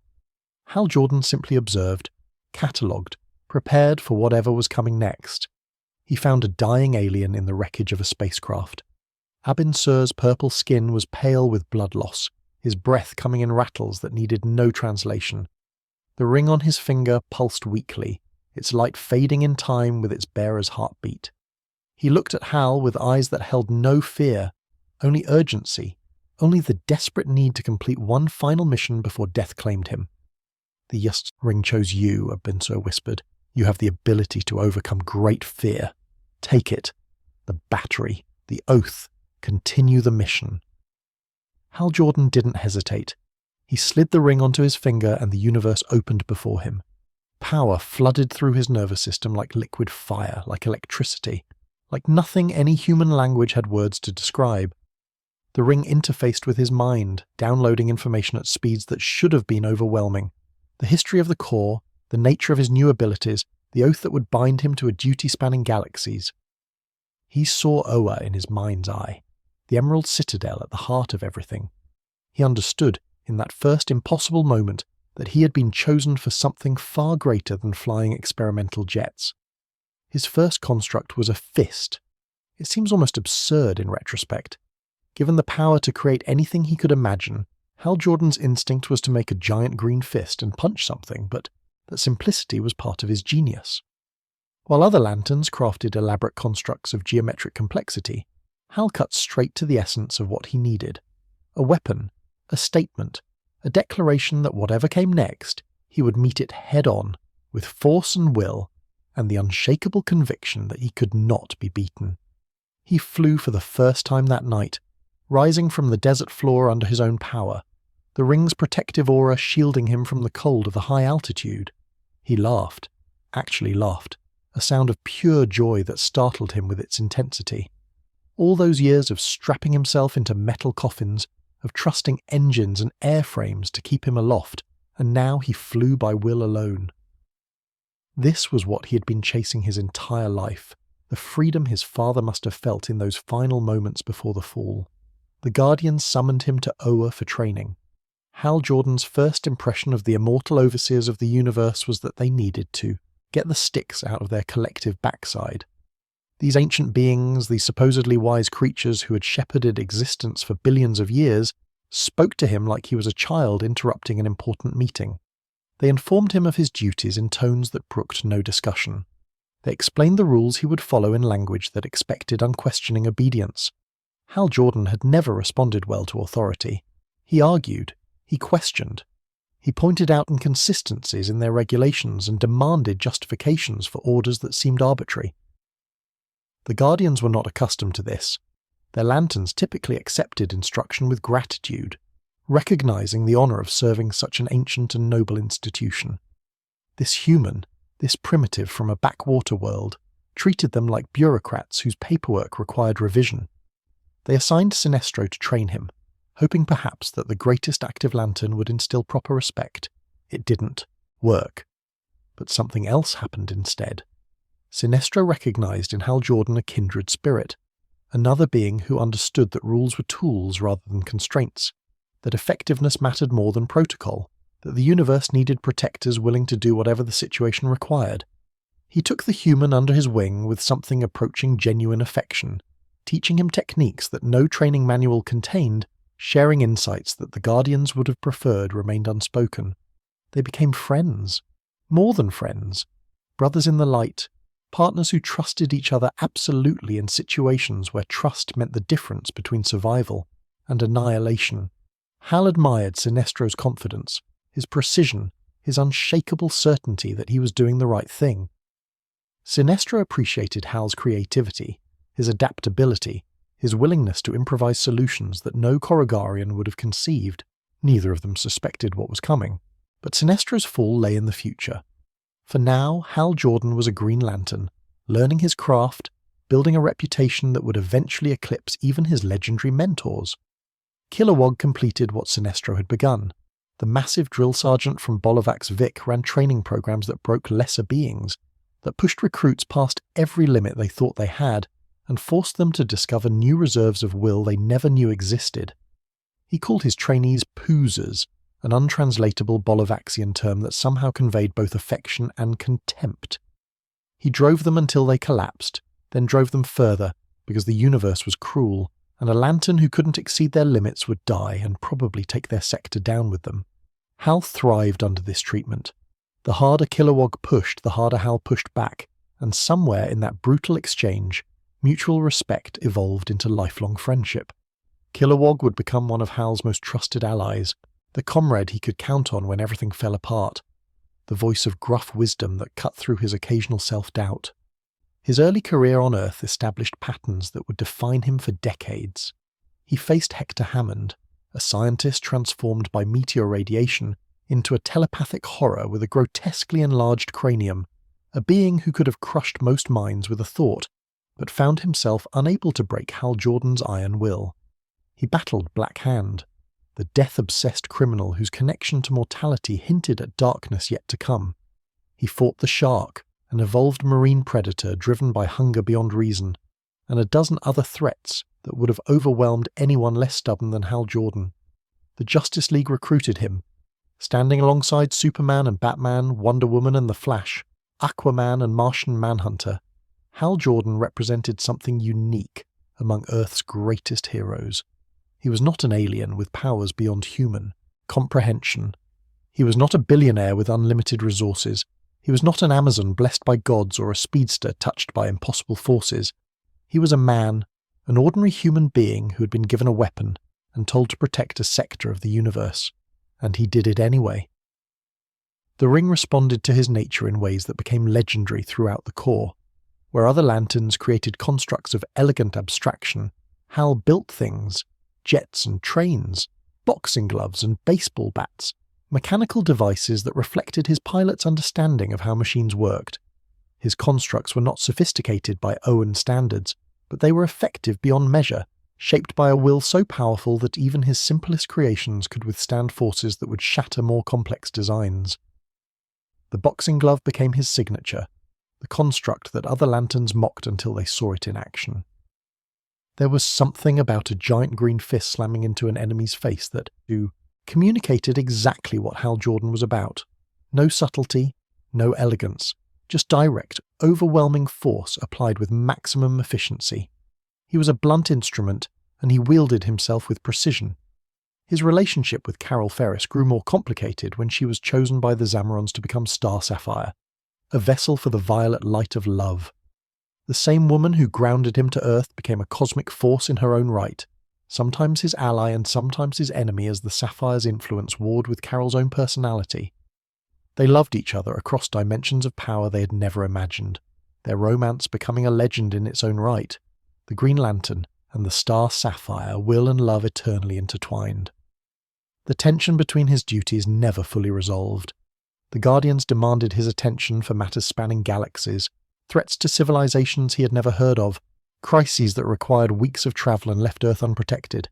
His fellow heroes needed him for earthly emergencies that seemed parochial by cosmic standards, but mattered desperately to the people affected.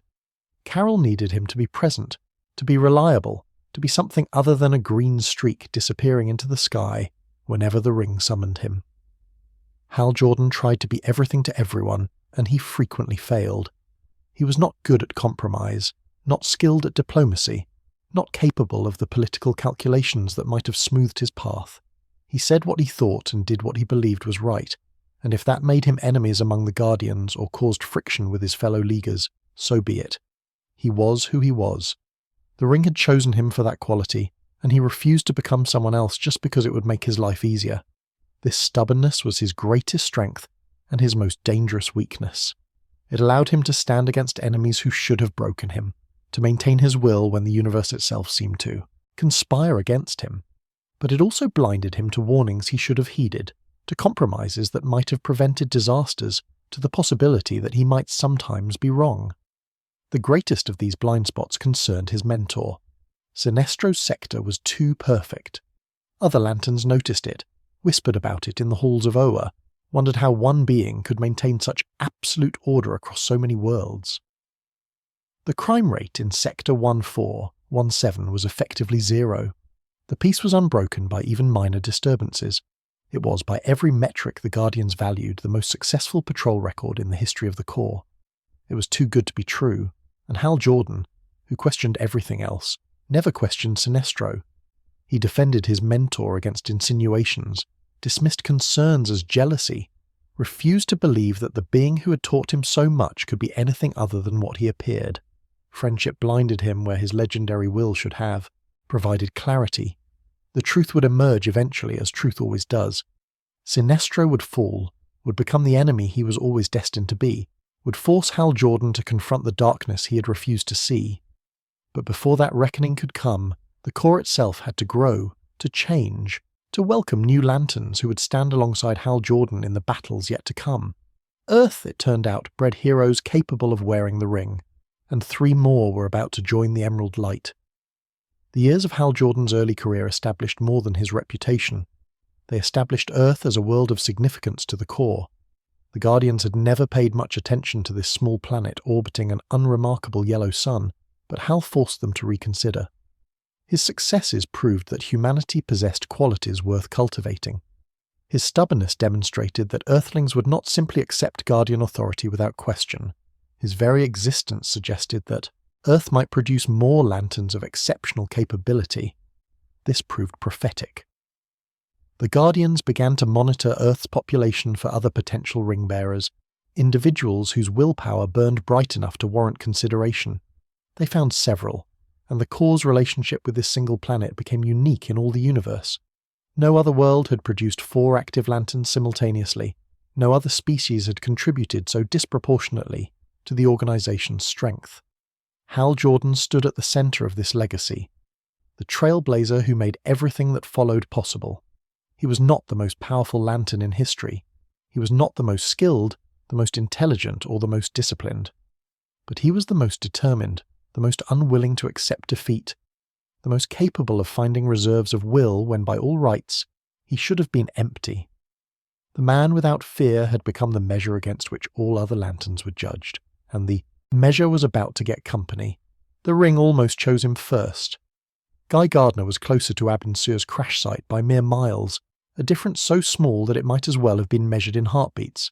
If the dying lantern had fallen just a little further east, if the wind had shifted the trajectory of his crippled ship by the slightest degree, the entire history of the Green Lantern Corps would have unfolded differently. Gardner would have become Earth's champion. Hal Jordan would have lived out his days as a test pilot, never knowing how close he came to cosmic significance. But the ring chose proximity, and proximity chose Hal. Guy learned the truth years later, and it burned in him like acid. He had been worthy. He had possessed the same quality of will that made Hal Jordan legendary. The universe had rolled its dice, and he had lost by the narrowest of margins, condemned to watch from the sidelines as another man lived the destiny that should have been his. Some people would have accepted this with grace, would have found meaning in the life they actually had rather than mourning the life they almost lived. Gardner was not some people. He grew up in Baltimore, in a household that taught him early that the world was cruel and survival required constant vigilance. His father was a man of violent moods and heavy fists, a drunk who saw his children as convenient targets for frustrations. He lacked the courage to direct at their actual sources. Guy absorbed beatings that would have broken other children, learned to take punishment without crying, developed a shell of aggressive bravado that kept the softer parts of himself protected from a world that had shown him nothing but contempt. He became a gym teacher, a coach, a man who channeled his aggression into sports and physical education. He was good at it. Better than good, actually. Capable of reaching troubled kids who reminded him of himself, who needed someone to believe in them even when they couldn't believe in themselves. Beneath the abrasive exterior, buried under layers of defensive hostility, Gardner possessed a genuine desire to help people.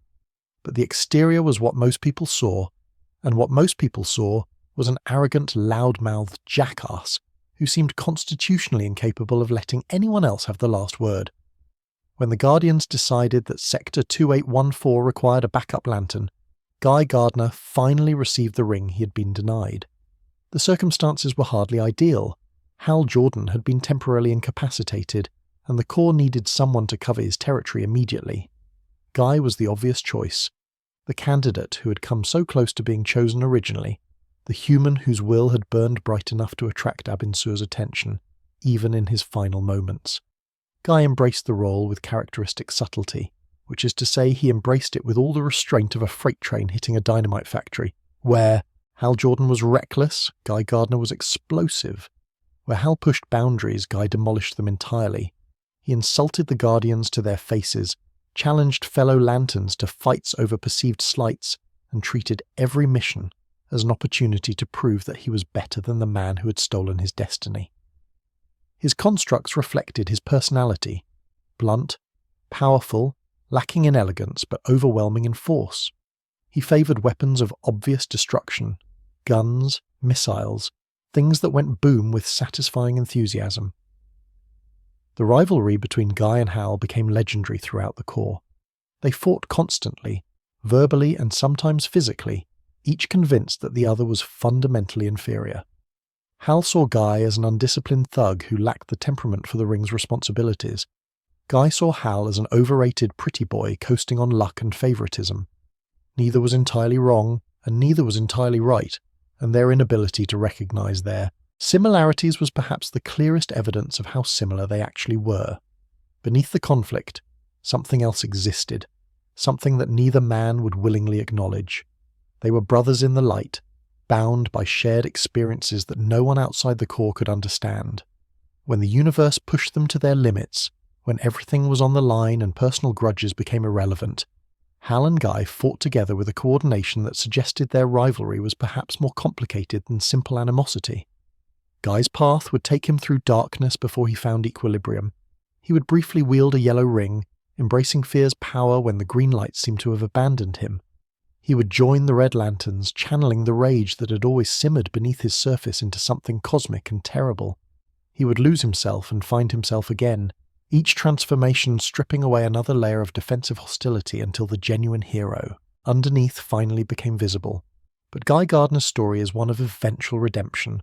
Others would face tragedies that offered no such resolution. John Stewart learned discipline in the United States Marine Corps, learned architecture in the universities that his military service paid for, learned that the world was a place of structures and systems that could be understood, optimized, improved through careful analysis and methodical effort. He was everything Guy Gardner was not. Calm where Guy was volatile, thoughtful where Guy was impulsive, measured where Guy was excessive. If Hal Jordan represented willpower as raw force, and Guy Gardner represented willpower as aggressive determination, John Stewart represented willpower as quiet, implacable resolve. The Guardian selected him as Hal's backup when Guy was injured and unavailable for duty. John accepted the ring with the same professional composure he brought to every challenge, treating his new responsibilities as simply another mission requiring excellence. He did not boast about his selection. He did not seem particularly awed by the cosmic significance of what he had been given. He assessed the situation, identified his objectives, and proceeded to accomplish them with minimum drama and maximum efficiency. His constructs were architectural marvels. Where other lanterns created objects, John Stewart created systems, machines with internal components that actually functioned, buildings with load-bearing structures that followed genuine engineering principles, weapons whose mechanisms operated according to the laws of physics, rather than simply appearing weapon-shaped. His ring responded to the precision of his imagination by producing constructs of unprecedented complexity, hard-like creations that could have been manufactured by actual factories if the technology existed to make them real. The Marines had taught him that every action had consequences, that carelessness cost lives, that the margin between success and failure was often measured in the smallest details. These lessons served him well as a lantern, making him methodical where others were hasty, thorough where others cut corners. They did not save Xanshi. The planet was dying. A terrorist faction had planted a device capable of destroying the entire world, and John Stewart was dispatched to neutralize the threat. He analyzed the situation with his characteristic precision, identified the bomb's location, formulated a plan to disarm it safely. Everything was under control. Everything was proceeding according to protocol. He missed something. The specifics of his error have been debated endlessly. A wire he should have noticed, a failsafe he failed to anticipate, a cultural detail about Xanshi's technology that his briefings had not included. The details matter less than the outcome. John Stewart, the Marine, the architect, the lantern who prided himself on never making mistakes, made a mistake. Xanshi exploded. Billions of lives, extinguished in an instant. An entire civilization, its history and culture and potential, reduced to debris orbiting a dead star. John Stewart floated in the wreckage, his ring's protective aura the only thing standing between him and the vacuum that had claimed everyone he had been sent to save, and he understood that he had failed in a way that could never be corrected, never be balanced, never be made right. The guilt nearly destroyed him. He considered letting his ring's charge expire, simply floating in the void until the aura failed and the universe claimed him as it had claimed Xanshi. He considered turning himself over to whatever justice the Corps might impose, accepting punishment that could never match the magnitude of his crime.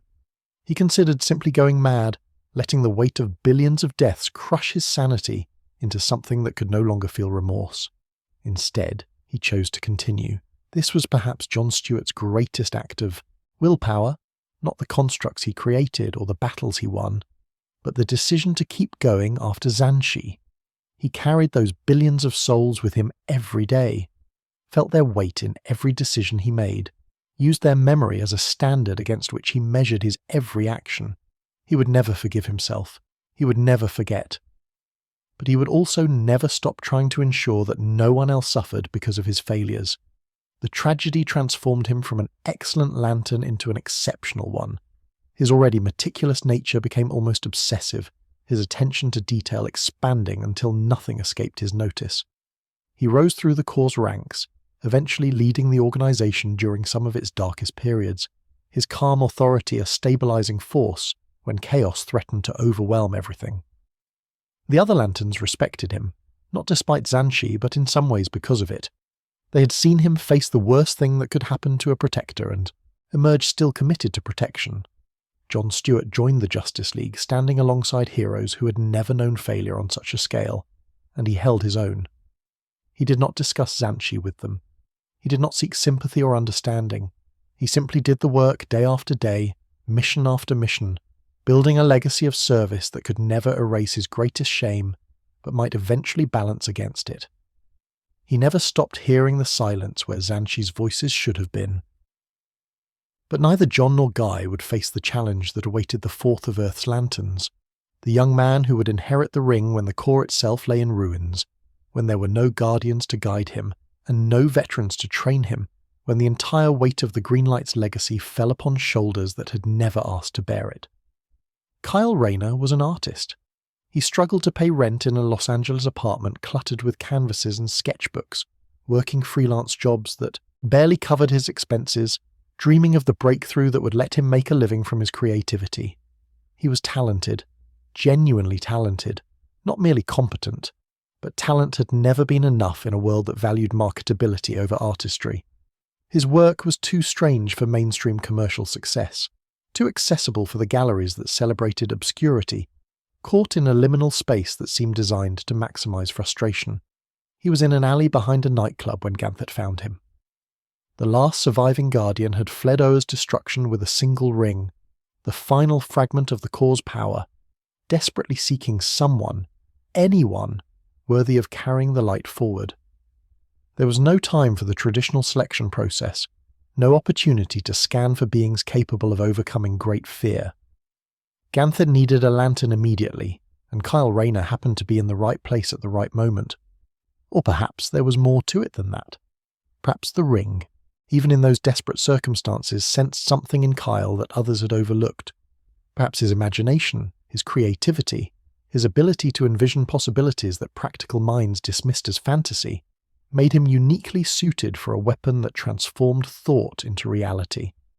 Kyle Rayner received the ring with no training, no context, no understanding of what he had been given. He did not know about Oa or the Guardians, about the 3,600 sectors or the billions of years of history he was now heir to. He knew only that a dying alien had pressed a glowing ring into his hand and told him to be careful with it, that it was the last one. The last one. Kyle was alone in a way that no previous lantern had ever experienced. There was no Corps to support him, no honor guard to call for backup, no science cells where villains could be contained. The infrastructure that had sustained the green light for eons was gone, destroyed by a threat Kyle didn't understand, leaving him to figure out his powers through trial and error while cosmic dangers continued to emerge, without regard for his learning curve. His constructs were unlike anything the Corps had seen before. Where Hal Jordan built machines and John Stewart built architecture, Kyle Rayner built art. His ring produced images from comic books and anime, creatures from mythology and monsters from his nightmares, visual concepts that no engineer would have designed because no engineer thought in such terms. He created dragons and robots, superheroes and abstract shapes, letting his artistic imagination run wild in ways that more disciplined lanterns would have considered frivolous. The frivolity was deceptive. Kyle's constructs were extraordinarily effective precisely because they were unexpected, because enemies who had studied Green Lantern tactics for centuries had no framework for predicting what this strange young human might produce next. He won battles through creativity as much as willpower, finding solutions that more conventional minds would never have conceived. They called him the Torchbearer, the one who kept the flame alive when darkness seemed to have won. Kyle Rayner was not the most powerful lantern, not the most experienced, not the most skilled by any traditional measure, but he was the one who refused to let the light die, who rebuilt what parallax had destroyed, who proved that the green could survive even the complete annihilation of everything that had supported it. His journey would take him further than any of the others. He would eventually become Ion, host to the willpower entity itself, achieving a union with the green light that elevated him beyond ordinary lantern status. He would help restore the Guardians, rebuild Oa, resurrect the core that had been destroyed before he ever joined it. He would evolve from reluctant inheritor to essential architect of the modern Green Lantern era. 4 lanterns from one small planet, 4 different approaches to the same power, 4 personalities that clashed and complemented and pushed each other to greater heights than any could have achieved alone. Hal Jordan, the original, the trailblazer, the man whose will burned so bright that it attracted cosmic attention. Gardner, the rival, the hothead, the warrior whose aggression masked depths he rarely revealed.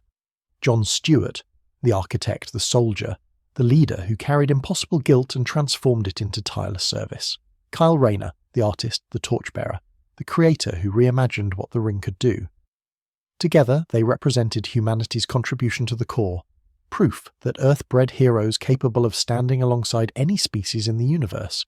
They were not perfect. They fought with each other almost as often as they fought alongside each other. Their methods differed so dramatically that coordinating them sometimes seemed more trouble than it was worth. But when the universe needed saving, when threats emerged that no single lantern could face, these 4 found ways to work together that multiplied their individual strengths beyond any reasonable calculation. They were the Green Lanterns of Earth, and the cosmos was better for their service. Yet before any of them could reach their full potential, before the core could rebuild and the light could spread again, they had to confront the original sin that had fractured the Emerald Legacy. They had to face Sinestro. Perfection is a mask that monsters wear. Thal Sinestro of Corrigar was by every metric the Guardians valued the greatest Green Lantern who had ever lived. His sector was the most orderly in the universe. His record was unblemished by failure. His constructs were things of terrible beauty, precise, efficient, elegant in ways that made other lanterns' efforts look like children's scribbles. When the Guardians needed an example to inspire new recruits, they pointed to Sinestro. When veterans discussed what peak performance looked like, they spoke his name with reverence. He was the standard against which all others were measured, and all others fell short. The irony would become apparent only later. The Guardians had created the core to bring order to a chaotic universe, and Sinestro had internalized that mission more completely than any lantern before or since. He simply reached different conclusions about what order required. Where the Guardians believed in guidance and protection, Sinestro believed in control. Where they trusted sentient beings to make their own choices within a framework of cosmic law, Sinestro trusted only himself. Corrigar was beautiful under his stewardship. The streets were clean, the economy functioned with mechanical precision. Crime did not exist, not because criminals had been rehabilitated or social conditions had been improved, but because anyone who contemplated criminal activity understood that Sinestro would know, that Sinestro would find them, that the punishment would be swift and absolute and utterly disproportionate to any benefit the crime might have provided. The citizens of Corrigar walked with their heads down and their voices low, and they told themselves that this was peace. Sinestro had become a dictator, not through conquest or coup, but through the gradual application of power that no one could resist. He had started with criminals, the obvious targets, the beings whose removal no one would mourn. Then he had expanded to dissidents, to those who questioned whether the Lantern's methods were appropriate, to anyone who suggested that perhaps Corrigar's citizens should have some say in their own governance. Then to potential dissidents, to people who had not yet spoken against him but whose psychological profiles suggested they might someday develop inconvenient opinions.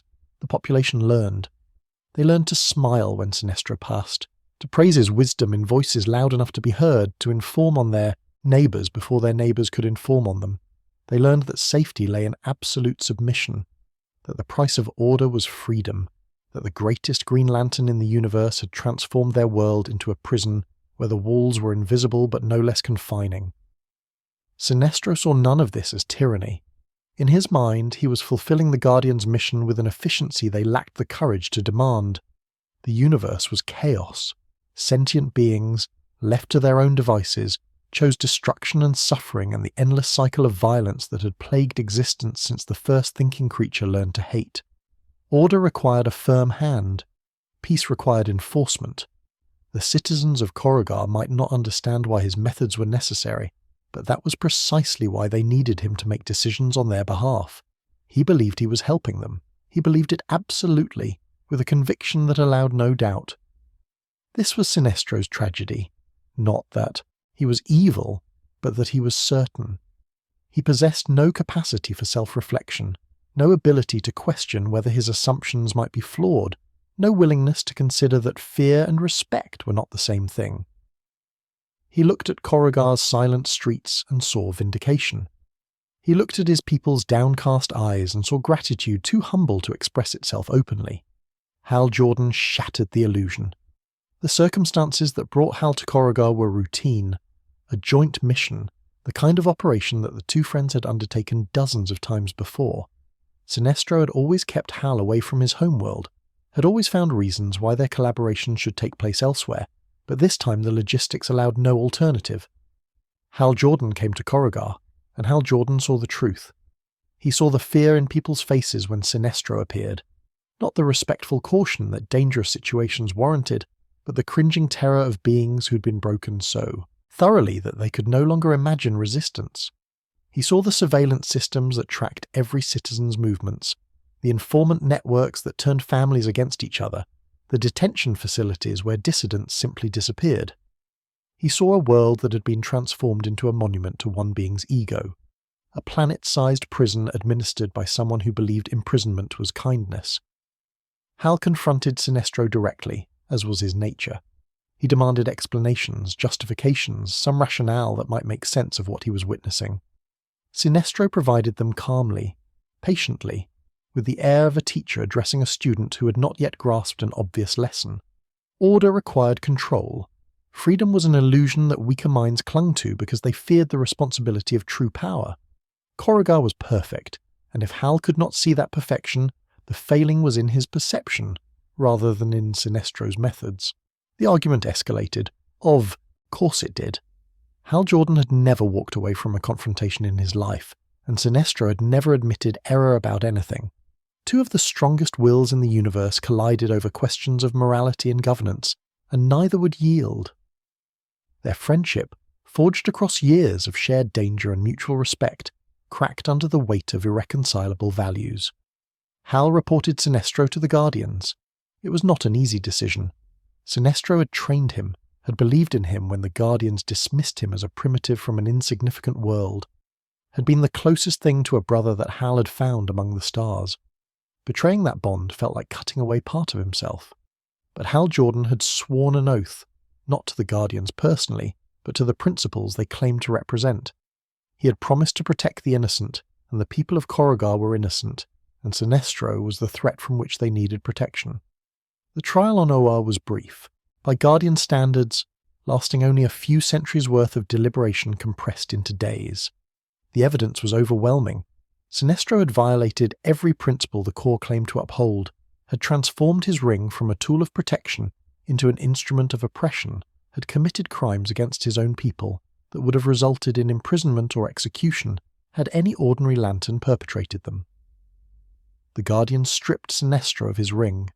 They did so with visible reluctance, with obvious discomfort at punishing their greatest success story. Sinestro had been their proof that the Corps worked, that their approach to universal order could produce results beyond criticism. Admitting his failure meant admitting their own failure, their failure to notice, their failure to intervene, their failure to recognize that the qualities they valued most could curdle into something monstrous when taken to their logical extreme. Sinestro showed no remorse during the proceedings. He did not apologize, did not explain, did not attempt to justify himself to beings he had always privately considered his inferiors. He stood before the assembled Guardians with his head held high and his contempt barely concealed, and when they pronounced sentence, he simply nodded as though confirming a suspicion he had long harboured. They banished him to the antimatter universe, to the dimension of Quard where the Weaponers had perfected technologies that inverted everything the Guardians had built. It was meant to be exile, isolation, a removal from any position where Sinestro might cause further harm. The Guardians believed they were solving a problem. They were creating a catastrophe. Quard was not a prison. It was an opportunity.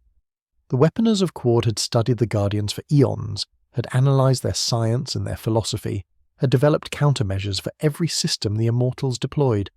They hated Oa with a passion that bordered on religious fervour, and they welcomed Sinestro as a gift from whatever dark gods they worshipped.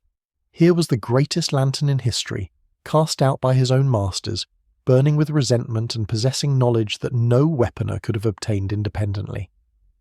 They offered him a partnership, and Sinestro accepted. Together, they forged something new, a ring that channeled not willpower, but fear, that drew strength not from the wielder's determination, but from the terror they inspired in others. The yellow light, the power of fear itself, had always existed in the emotional spectrum, but no one had successfully weaponized it on this scale. Sinestro's ring was the prototype for an army, the first weapon in an arsenal that would one day rival the core itself. When he returned to the known universe, Sinestro was no longer a fallen lantern seeking redemption. He was something new, something that had never existed before. A being who had mastered fear as thoroughly as he had once mastered.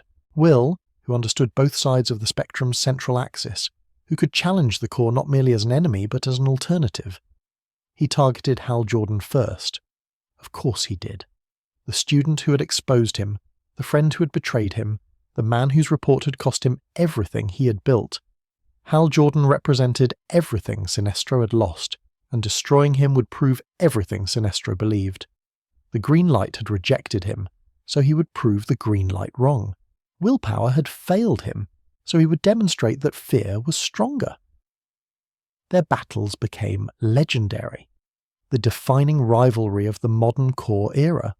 Sinestro and Jordan faced each other across the void again and again, yellow light against green, fear against will. The greatest lantern turned villain against the lantern who had taken his place as the core's standard-bearer. Each conflict pushed both of them to greater heights, forced them to evolve tactics and develop new applications of their respective powers. But Sinestro was not content with personal vendetta alone. He was still at his core a being who thought in terms of systems and structures, who believed that order required organization. If the Green Lantern Corps represented a flawed approach to universal peace, then the solution was not simply to destroy the core but to replace it with something better. He would build his own core. He would recruit beings from across the universe who understood what he had learned. That fear was the most effective tool for maintaining order, that compassion was weakness, that the Guardian's approach had failed because it trusted sentient beings to govern themselves when they were clearly incapable of such responsibility. The Sinestro Corps began as a concept, a philosophy, a shared understanding among beings who had been failed by the universe's supposed protectors. It became a recruitment effort, Sinestro seeking out individuals capable of instilling great fear, tyrants and murderers, monsters and madmen, anyone whose very existence terrified those around them. It became an army, organized along lines that mirrored the Green Lantern Corps but inverted its values, with Sinestro himself as the guardian figure who directed operations from his throne on Quard. Yellow rings spread across the universe, each one seeking bearers worthy of fear's power. The Sinestro Corps grew from dozens to hundreds to thousands, a force that could match the Green Lanterns in scale if not yet in coordination. Sinestro trained them as he had once trained Hal Jordan, instilling discipline and purpose in beings who had previously known only chaos and cruelty. And he waited. The Sinestro Corps war would come eventually, the inevitable confrontation between green and yellow, between the philosophy Sinestro had rejected and the philosophy he had embraced. When it came, it would shake the foundations of both organizations, would force the Guardians to make decisions they had avoided for billions of years, would prove that Sinestro's fall had not diminished him, but transformed him into something far more dangerous than he had ever been as a lantern. He still believed he was right. After everything, the exile, the transformation, the wars and the atrocities and the countless deaths his crusade would cause, Sinestro still believed that his approach was correct, that fear was the only reliable foundation for order, that the universe would eventually thank him for the peace his methods would bring. The greatest Green Lantern had become the greatest threat the Corps had ever faced, and he was just getting started. But before the war of colours could erupt in full, before Sinestro's grand design could unfold, tragedy would strike closer to home. The Corps would face a threat from within, a catastrophe that no one could have predicted, a fall that would make Sinestro's betrayal seem almost quaint by comparison. Hal Jordan, the man without fear, the greatest lantern of his generation, the hero who had exposed Sinestro and defended the universe countless times, was about to become the monster. Coast City was about to die, and Parallax was about to wake. We return now to where this story began, to ash and silence, to a crater where a city used to stand, to a man on his knees screaming into the void. 7 million dead. Coast City erased. Hal Jordan's entire world reduced to radioactive glass and memory. The Guardians had ordered him to cease his constructs, to stop rebuilding his home in green light, to accept the loss and return to his duties. They had spoken of the greater good, of sectors that required protection, of the selfish indulgence of grief when the universe needed its lanterns focused on larger concerns. They had dismissed 7 million human lives as a statistical tragedy, regrettable, but ultimately insignificant against the cosmic scale of their responsibilities. Hal Jordan had looked at these immortal beings, these self-appointed shepherds of existence, and he had seen them clearly for the first time. He had seen their cold calculations, their emotional poverty, their fundamental inability to understand what they were asking him to sacrifice. They wanted him to move on. They wanted him to file Coast City under acceptable losses and continue serving an organization that had let this happen, that had let Mongol and the cyborg Superman annihilate everything he loved while he was off protecting strangers at the far edge of the galaxy. Something broke inside him, something that had held firm through every battle, every loss, every challenge the universe had thrown at him. Something cracked, and through that crack, darkness began to seep. He needed more power. The thought arrived with crystalline clarity, cutting through the fog of grief like a blade. The ring had limits. The ring required recharging. The ring could not bring back the dead or undo catastrophes or remake reality according to his will. But the central power battery on Oa held nearly infinite energy, the accumulated willpower of billions of years. If he could access that power directly, if he could channel it without the ring's restrictions, he could fix everything. He could rebuild Coast City in truth rather than illusion. He could resurrect the dead. He could impose his will on the universe itself and make it conform to what should have been rather than what was. It was madness, of course. It was grief transmuted into megalomania, pain seeking an outlet in power fantasy. Any rational being would have recognized this, would have understood that no amount of energy could undo death, that the laws of reality were not negotiable regardless of how much willpower one possessed. But Hal Jordan was no longer entirely rational, and he was no longer entirely alone in his own mind. Parallax had been waiting for this moment. The fear entity had been imprisoned in the central power battery since the dawn of the Corps, sealed away by the Guardians in an act of cosmic containment that they had subsequently erased from all records. For billions of years, Parallax had whispered through the battery's connection to every ring, had touched the minds of every lantern who drew upon the green light, had searched for a host powerful enough to free it from its emerald prison. Most lanterns felt only the faintest brush of its influence, a moment of unexpected doubt, a nightmare that faded with morning, an irrational fear that seemed to come from nowhere and vanished just as mysteriously. Hal Jordan had felt more. His connection to the battery was stronger than most, his draws upon its power more frequent and more substantial. Parallax had been studying him for years, learning his psychology, identifying the fault lines in his seemingly unbreakable will. The entity understood that Hal Jordan's fearlessness was not the absence of fear, but its suppression, that beneath the confident exterior lurked traumas he had, never fully processed, his father's death, his complicated relationship with Carol, his constant proximity to mortality in a profession that killed most of its practitioners. Coast City's destruction provided the final key. Grief of that magnitude created vulnerabilities that no mental discipline could entirely shield. Parallax began to whisper more loudly, began to shape Hal's thoughts, in ways he could not distinguish from his own reasoning, began to transform his legitimate pain into something darker and more destructive. The entity did not control Hal Jordan, not yet, not directly. It simply amplified his worst impulses while dampening his capacity for self-reflection. It fed his sense of betrayal until the Guardians became enemies rather than merely flawed allies. It nurtured his conviction that he alone could set things right, that the rules constraining ordinary lanterns did not apply to someone of his abilities. It turned his greatest strength, his indomitable will, into a weapon against everything he had once stood for. Hal flew toward Oa, and the universe held its breath. The Guardians sensed something wrong. They detected the intensity of Hal's approach, the focused determination that bordered on obsession, the way his ring's signature blazed with power beyond its normal parameters. They sent lanterns to intercept him, to talk him down, to prevent whatever catastrophe he seemed intent on causing. Hal destroyed them, not killed. Not at first, not intentionally. He simply removed obstacles from his path with the minimum force necessary to continue his journey. Rings shattered, constructs collapsed. Lanterns who had been his friends, his colleagues, beings he had fought alongside in defense of the universe, fell before him like wheat before a scythe. Some he left unconscious, some he left stranded in space, their rings drained of power, some he hurt badly enough that they would never fully recover. He did not stop. He could not stop.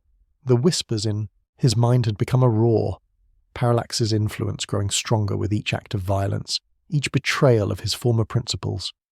The entity fed on his fear of loss, fear of helplessness, fear that Coast City's destruction represented a failure so profound that nothing could ever redeem it. And Hal, lost in grief and rage and the desperate need to believe that he could still fix this, did not recognize the alien presence shaping his thoughts. Kilowog stood in his path, the drill sergeant who had trained him, the friend who had believed in him when others doubted, the gruff warrior whose tough love had transformed a cocky test pilot into a genuine hero. Kilowog placed himself between Hal Jordan and the central power battery, and he refused to move. They fought. Of course they fought. What else could they do? Kilowog would not abandon his duty, and Hal would not abandon his madness, and the only language left between them was violence. Constructs clashed in the space above. Oh, green against green, will against will, two of the most powerful lanterns in the Corps' history tearing at each other with everything they had. Kilowog lost. Hal Jordan stood over his fallen friend, his former mentor, and felt nothing but irritation at the delay. The being he had been would have been horrified. The being he was becoming simply stepped over Kilowog's broken form and continued toward the battery. The Guardians made their final gamble. They released Sinestro. The logic was desperate but understandable. Sinestro had trained Hal, understood him better than anyone, might be able to reach whatever remained of the hero beneath the madness. And if reason failed, Sinestro was one of the few beings in existence capable of matching Hal Jordan in combat. The enemy of their enemy might prove their salvation. Sinestro emerged from his cell with a smile that suggested he had been expecting this moment. He faced his former student across the ruins of Oa's defences, yellow ring gleaming on his finger, and he spoke the truth that no one else had been willing to voice. "You were always like me," Sinestro said. "You simply lacked the courage to admit it. The rules, the restrictions, the pretense that the Corps serves something greater than its own power. You never believed any of it. You did what you wanted and called it justice, just as I did. The only difference between us is that I was honest about what I was, and you hid behind the Guardian's approval like a child seeking validation." Hal's response was not words, but violence, a construct of pure rage slamming into Sinestro with force enough to shatter moons. They battled across Oa's surface, tearing through structures that had stood for billions of years, their conflict a mirror of everything that had defined their relationship. Teacher and student, friends and enemies, two sides of the same coin, finally colliding with nothing held back. Sinestro fell. For all his power, for all his certainty, he could not match Hal Jordan's grief-fueled fury. The yellow ring cracked. The former greatest lantern lay broken in the ruins of his own legend. Hal Jordan snapped his neck, or so it appeared. Sinestro's death would later prove to be something less than permanent. Beings of his power rarely stayed dead. and the universe had more use for him yet. But in that moment, in that cathartic instant of violence, Hal Jordan believed he had killed his mentor, his friend, his greatest enemy. He felt nothing but cold satisfaction. The central power battery stood before him, unguarded at last. He entered it. The power that flooded through him was beyond description, beyond comprehension, beyond anything that language could capture. He absorbed the energy of billions of years, the accumulated willpower of every lantern who had ever drawn upon the battery's reserves. He felt the emerald light remaking him at the molecular level, transforming him from a man who wielded power into something that was power, living embodiment of the green light itself. And he felt Parallax fully awaken.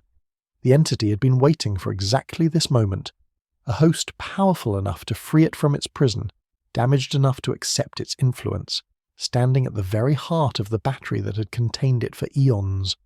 Parallax surged into Hal Jordan's consciousness, merging with him so completely that neither could any longer tell where one ended and the other began.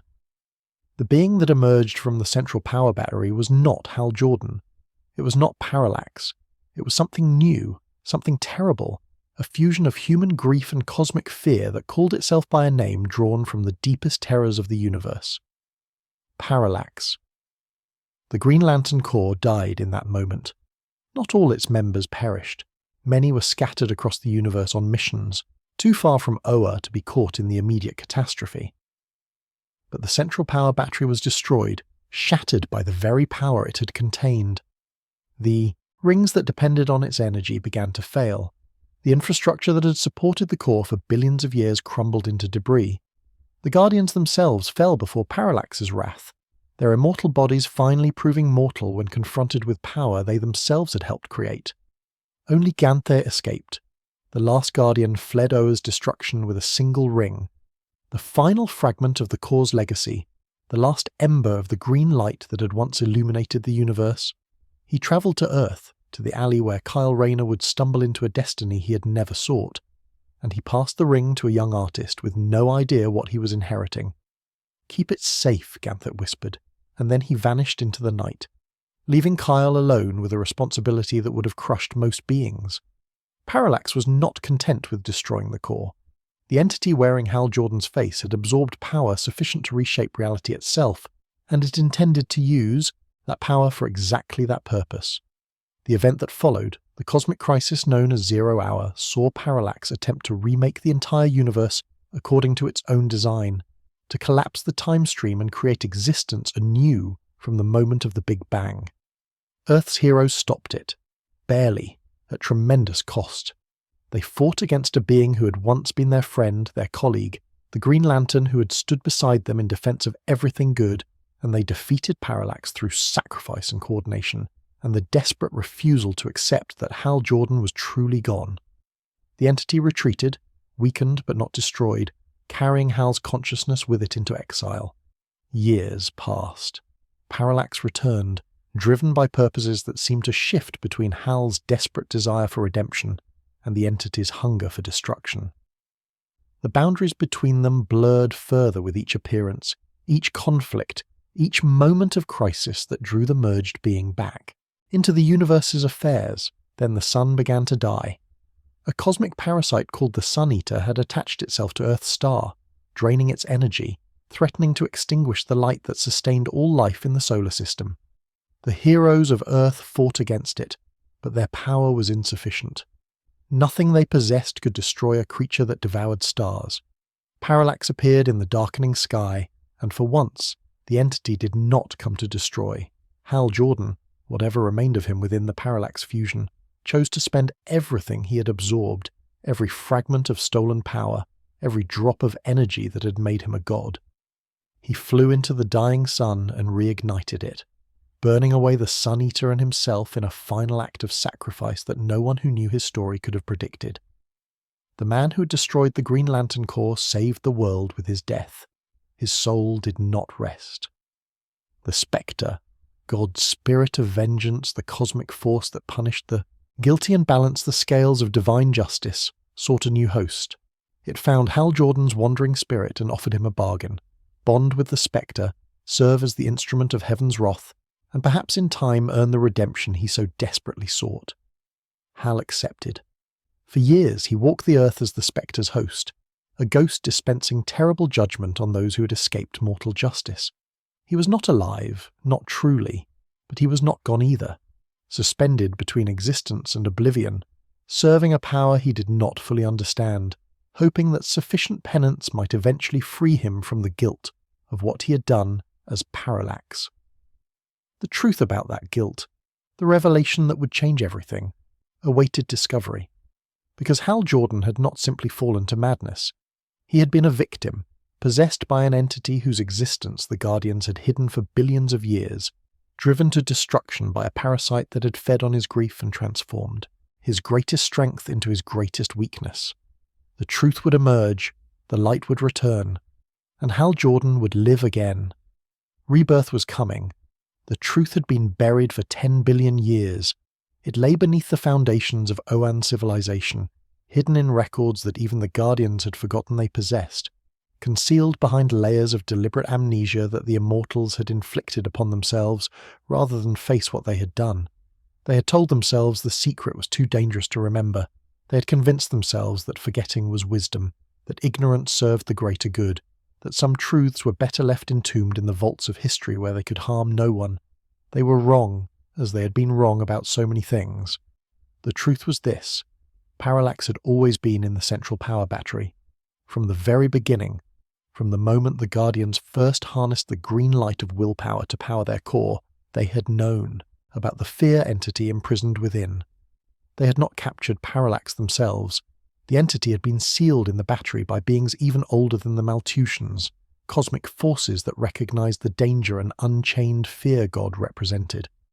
The Guardians had simply inherited the prison along with the power source, and they had chosen to use that power despite knowing what lurked within. More than that, they had used parallax's presence to their advantage. The yellow impurity that had plagued Green Lantern rings for billions of years, that inexplicable weakness that prevented constructs from affecting anything coloured yellow, had never been a flaw in the technology. It was parallax. The fear entity's presence in the battery created a resonance with the yellow light of fear, an interference pattern that made green constructs ineffective against that particular frequency.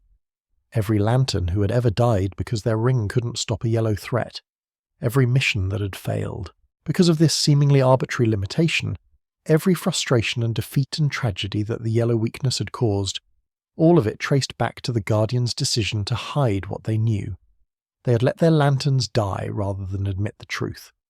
This revelation came slowly, pieced together from fragments by those who had reason to dig into secrets the Guardians preferred to keep buried.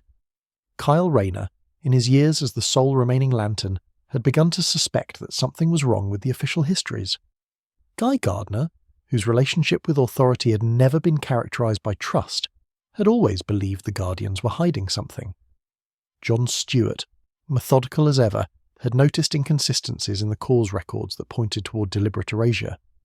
But the one who finally uncovered the complete truth was the one with the most personal stake in understanding it.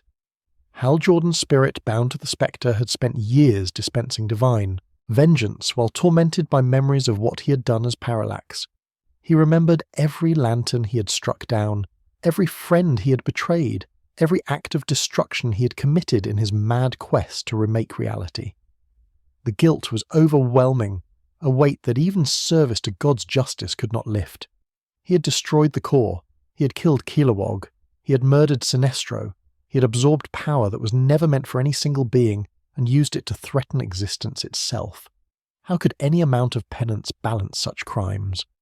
The answer began to emerge when Hal started experiencing moments of wrongness, instances where the spectre's purpose and his own seemed to diverge, where the spirit of vengeance pushed him toward actions that felt alien to who he had been before his fall. Something else was inside him, he realized. Not just the spectre, but a third presence, something that had been with him since before his death, something that had shaped his transformation into parallax in ways he was only now beginning to understand. The fear entity had never fully released him.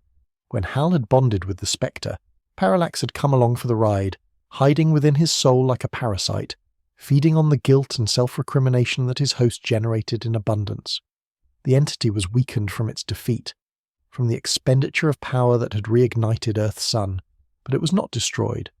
It lurked in the shadows of Hal's consciousness, waiting for an opportunity to reassert control, manipulating his perceptions to prevent him from recognizing its presence. The battle for Hal Jordan's soul took place across multiple planes of existence: the physical world, the spiritual realm, the spaces between dimensions where concepts like identity and consciousness became fluid. The spectre fought to maintain its bond with its host. Parallax fought to consume what remained of Hal's humanity, and Hal himself fought against both, struggling to reclaim the selfhood that had been torn apart by forces beyond his comprehension. His friends came to help him. Kyle Rayner, who had inherited the burden of the green light when Hal destroyed the core, who had kept the flame alive through the darkest years. John Stewart, who understood guilt better than anyone, who had carried Xanshi's billions on his conscience and found a way to keep serving despite the weight. Gardner, whose rivalry with Hal had masked something closer to brotherhood, who could not accept that his fellow Lantern was beyond salvation. Even Oliver Queen, the Green Arrow, Hal's oldest friend among Earth's heroes, who had never stopped believing that the man he knew was still in there somewhere. Together they performed what might have been a miracle, or might have been simply the logical consequence of willpower applied with sufficient force. They separated the three entities that had become entangled within Hal's being: the spectre, released to find a new host; Parallax, expelled and vulnerable; and Hal Jordan himself, his soul finally free from both the cosmic vengeance and the cosmic fear that had imprisoned it. What happened next defied the laws of existence as most beings understood them. Hal Jordan came back to life, not as a ghost, not as a spirit, not as some pale imitation of the man he had been. He returned to physical existence, his body reconstituted through processes that even the Guardians could not fully explain. Some speculated that the Spectre's power had restored him as a final gift. Others suggested that the green light itself, recognizing its greatest champion, had reached across the boundary between life and death to reclaim him. A few whispered that Hal's will was simply too strong to stay dead, that he had refused to accept oblivion with the same stubbornness he had applied to every other challenge in his existence. Whatever the mechanism, the result was undeniable. Hal Jordan lived again. The ring returned to his finger as though it had never left, the green light blazing with an intensity that suggested it was as glad to have him back as he was to wield it. He spoke the oath, those words he had first learned in a desert beside a dying alien, the promise that had defined his existence for so long, and he felt the power surge through him with a purity he had never experienced before.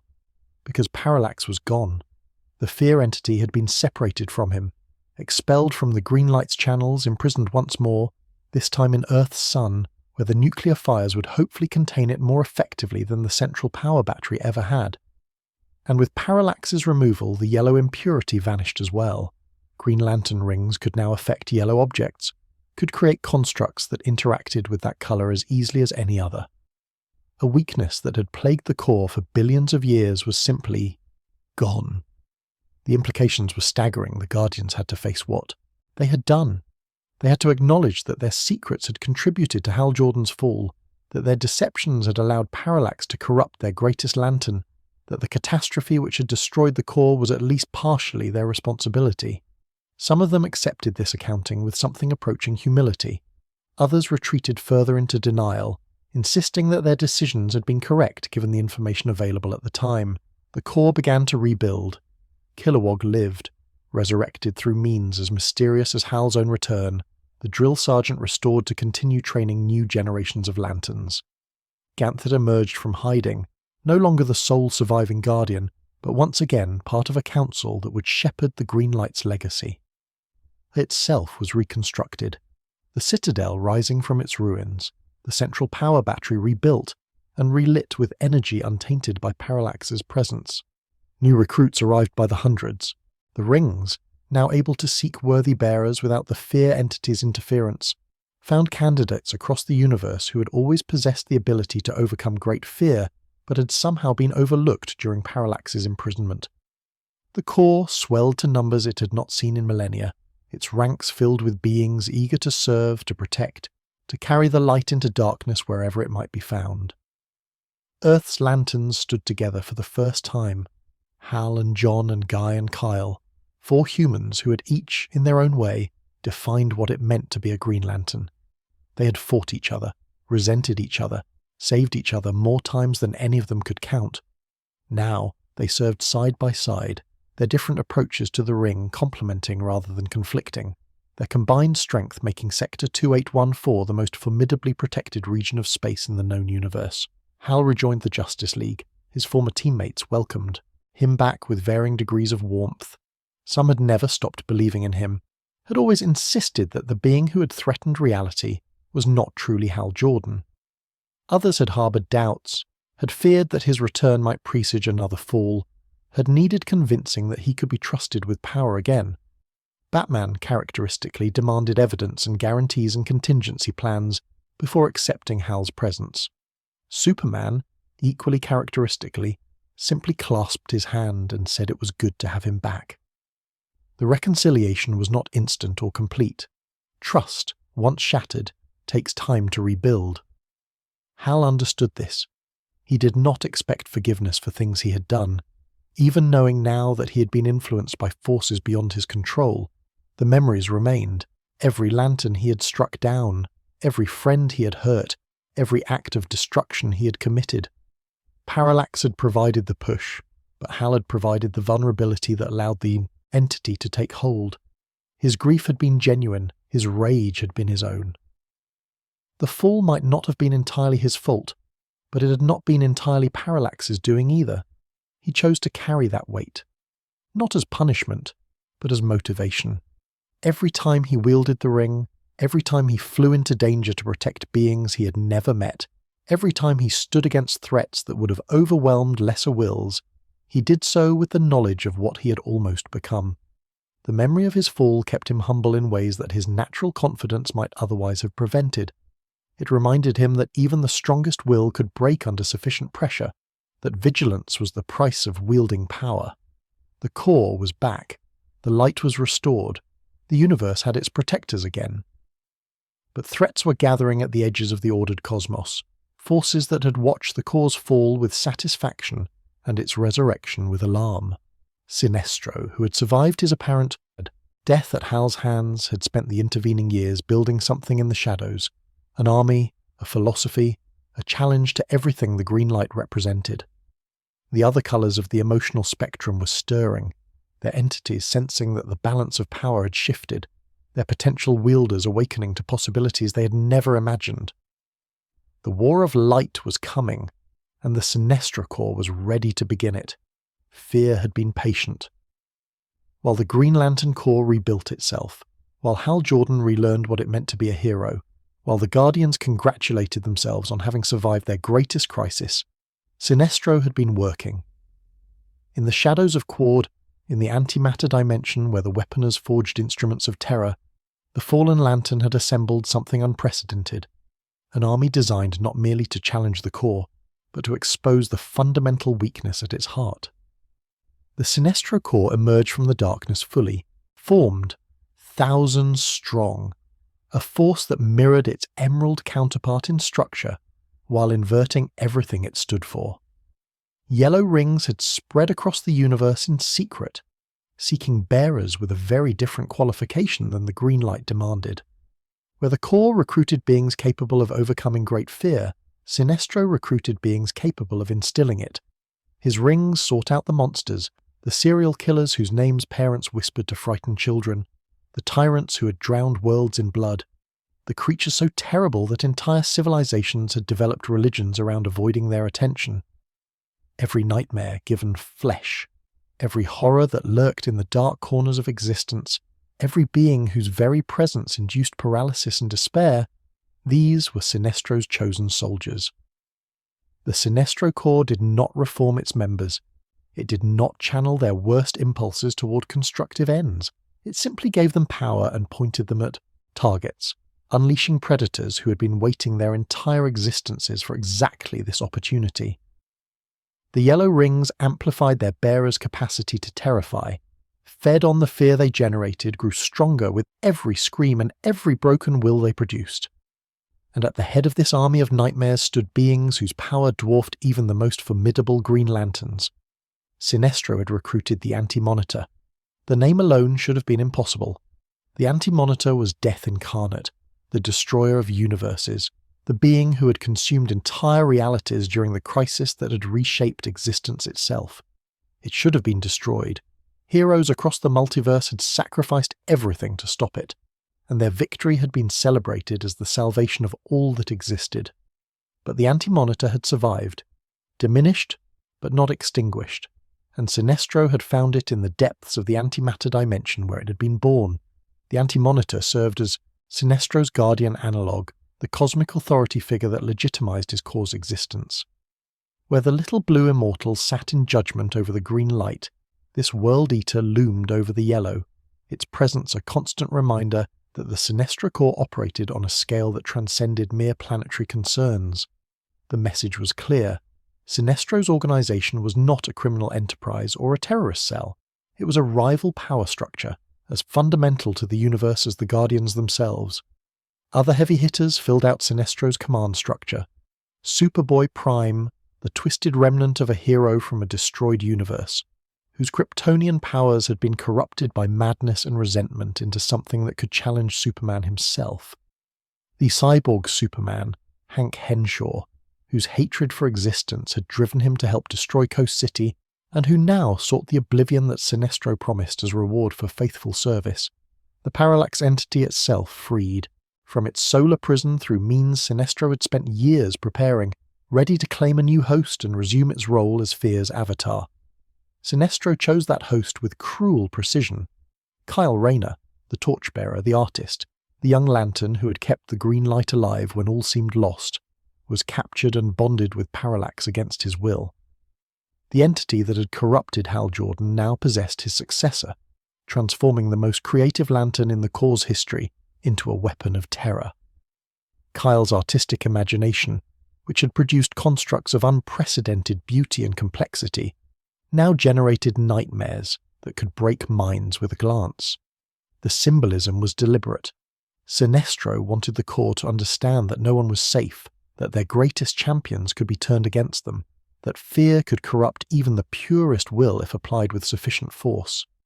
Kyle Rayner, who had represented hope during the Corps' darkest period, now embodied despair. The war began with an assault on Oa itself. Sinestro Corps members poured through dimensional barriers in numbers that overwhelmed the planet's defenses. The Guardians had prepared for attacks. They had always prepared for attacks, but they had not prepared for this. Thousands of yellow-ringed warriors, each capable of facing a Green Lantern in single combat, struck simultaneously at every critical point on Oa's surface. The Citadel's shields buckled. The central power battery came under siege.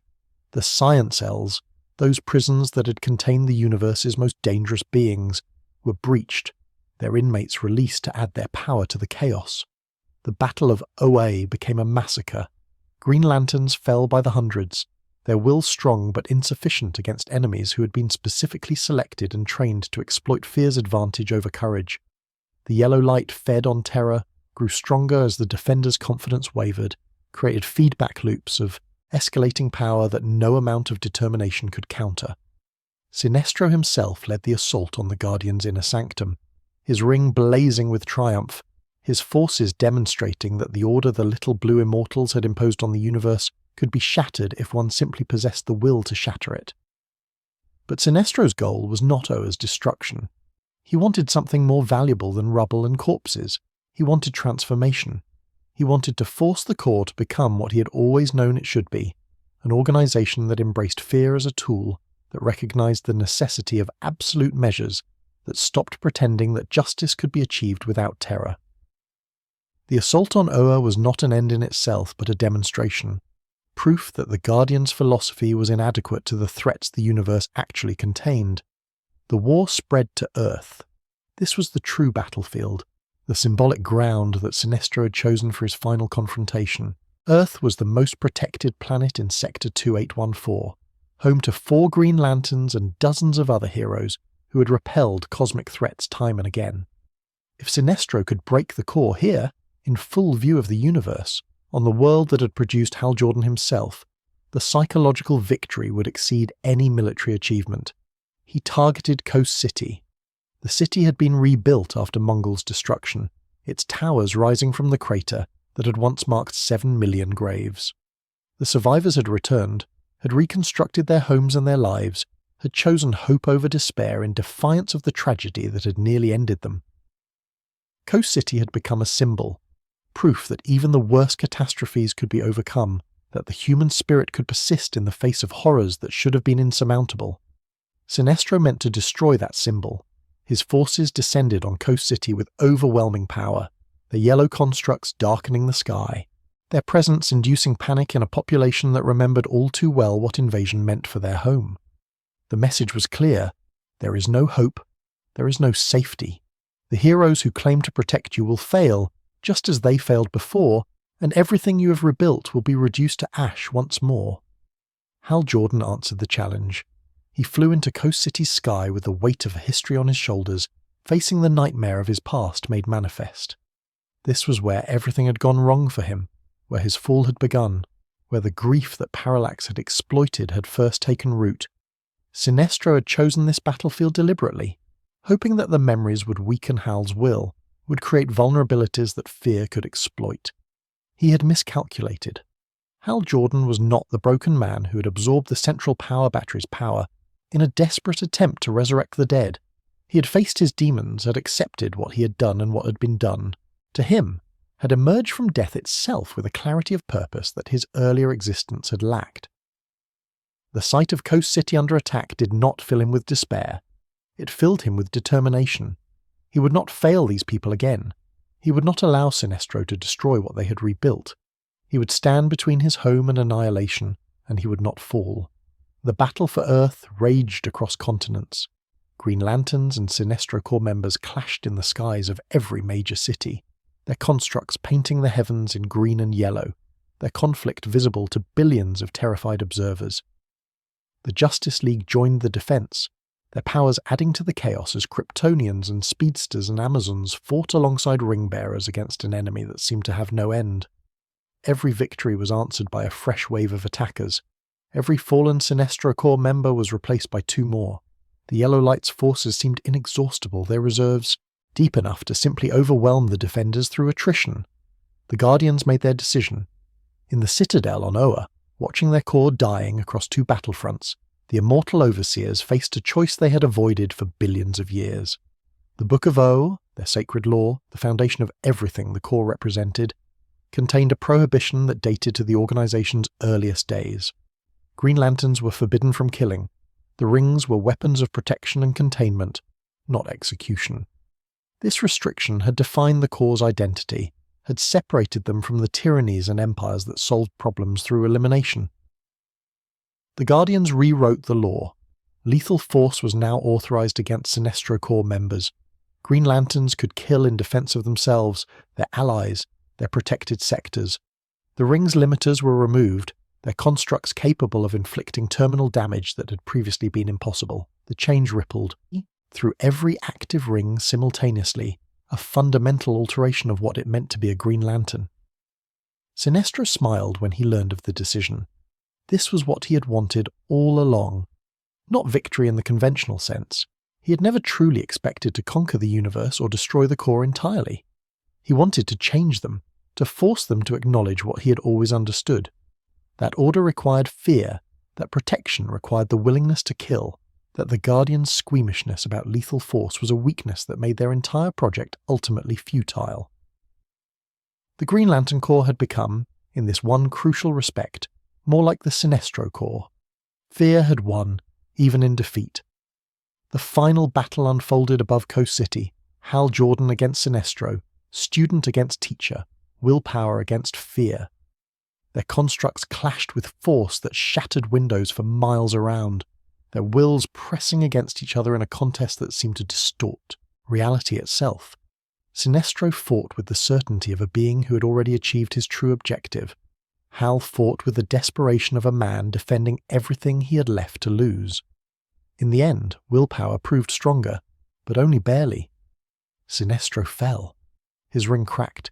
His forces, seeing their leader defeated, began to retreat through dimensional portals back to Quad and the antimatter universe. The Sinestro Core War ended not with a dramatic final victory, but with a gradual diminishing, the yellow light fading from Earth's skies as its wielders recognized that this particular battle was lost. Rayner was freed from parallax through the combined efforts of Hal, John, and Guy, a desperate rescue mission conducted even as the larger war raged around them. The fear entity was captured once more, contained in Yoan technology that the Guardians swore would hold it permanently this time. Kyle emerged traumatized but alive, his mind his own again, his memories of what parallax had made him do, joining the gallery of horrors that every veteran lantern carried. Sinestro was imprisoned in the science cells he had helped breach, his ring confiscated, his core scattered across the dimensions. He went to his cell without resistance, without complaint, with only that smile that suggested he had achieved exactly what he intended. And in a sense, he had. The core had changed.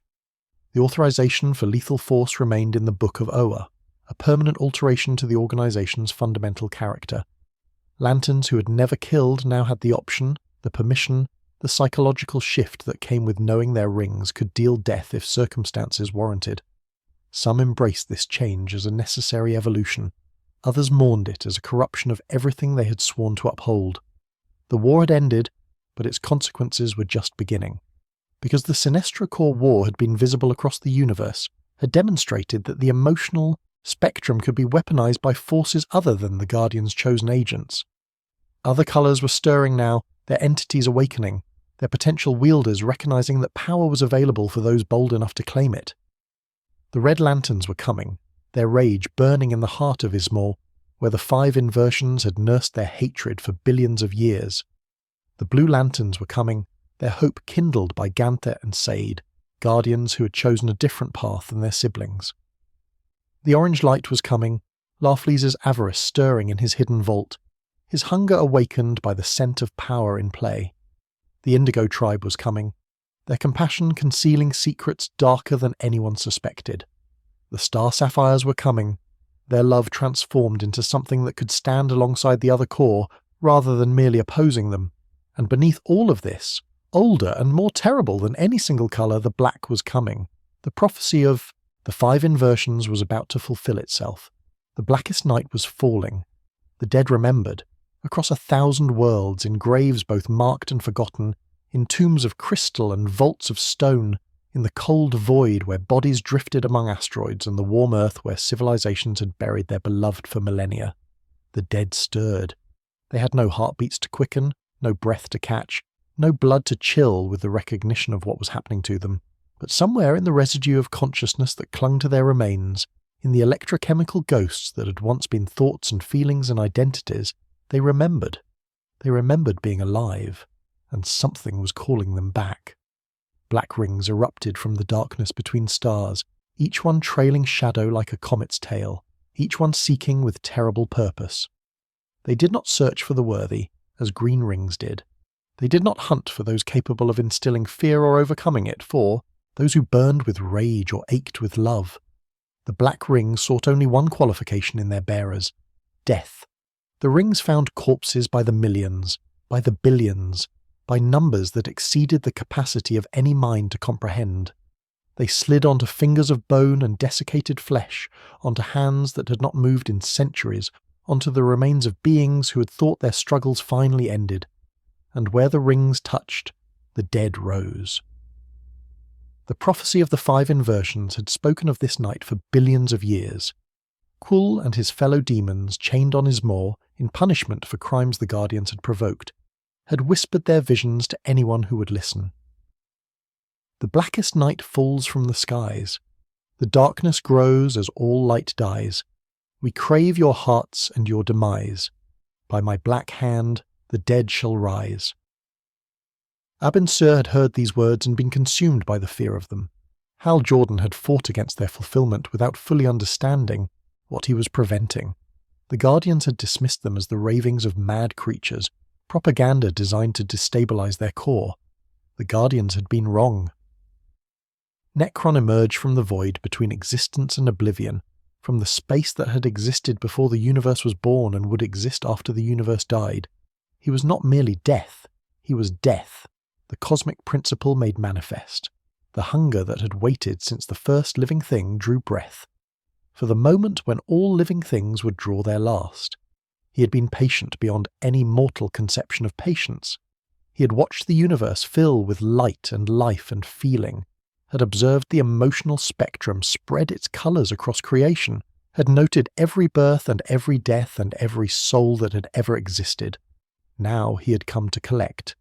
Black Hand, William Hand, the death-obsessed villain who had fought Hal Jordan in the early days of his career, served as Necron's herald, he had killed, himself as the final act in a ritual of summoning, had offered his own death as the key that would unlock the door between realms. His corpse, reanimated by a black ring, walked the earth as Necron's voice and instrument, his madness finally fulfilled in service to the ultimate expression of his lifelong fascination. The Black Lanterns were not zombies in any conventional sense. They retained the memories, the personalities, the powers of the beings they had been in life. They could speak with familiar voices, could recall shared experiences, could appeal to the emotions of those who had loved them. This was not accident but design. The black rings fed on emotional energy, and the most efficient way to generate such energy was to confront the living with the faces of their dead. Imagine seeing your mother rise from her grave, her eyes black pits but her smile unchanged, her voice calling your name with the same inflection she had used when you were a child. Imagine your best friend, killed in battle years ago, standing before you in the costume he had worn when he died, asking why you let him die, demanding the love and guilt and grief that his death had planted in your heart. Imagine every hero who had ever fallen, every villain who had ever been defeated, every casualty of the endless conflicts that had marked the universe's history, all of them rising, all of them hunting, all of them hungry for the emotions that pulsed in living hearts. This was the Blackest Night. Earth became the primary battlefield, as it always seemed to when cosmic forces converged. The planet occupied a unique position in the universe's architecture. It was where life had first emerged, where the white light of creation had planted its seed in the primordial darkness, where the entity that embodied existence itself had slumbered since the dawn of time. Necron had not chosen his target randomly. Earth was not merely a world. It was the source, the wellspring, the point from which all life in the universe had ultimately descended. If Necron could extinguish that source, everything that had grown from it would follow. Black Lanterns descended on Earth's heroes with terrible precision, targeting the emotional connections that made them vulnerable.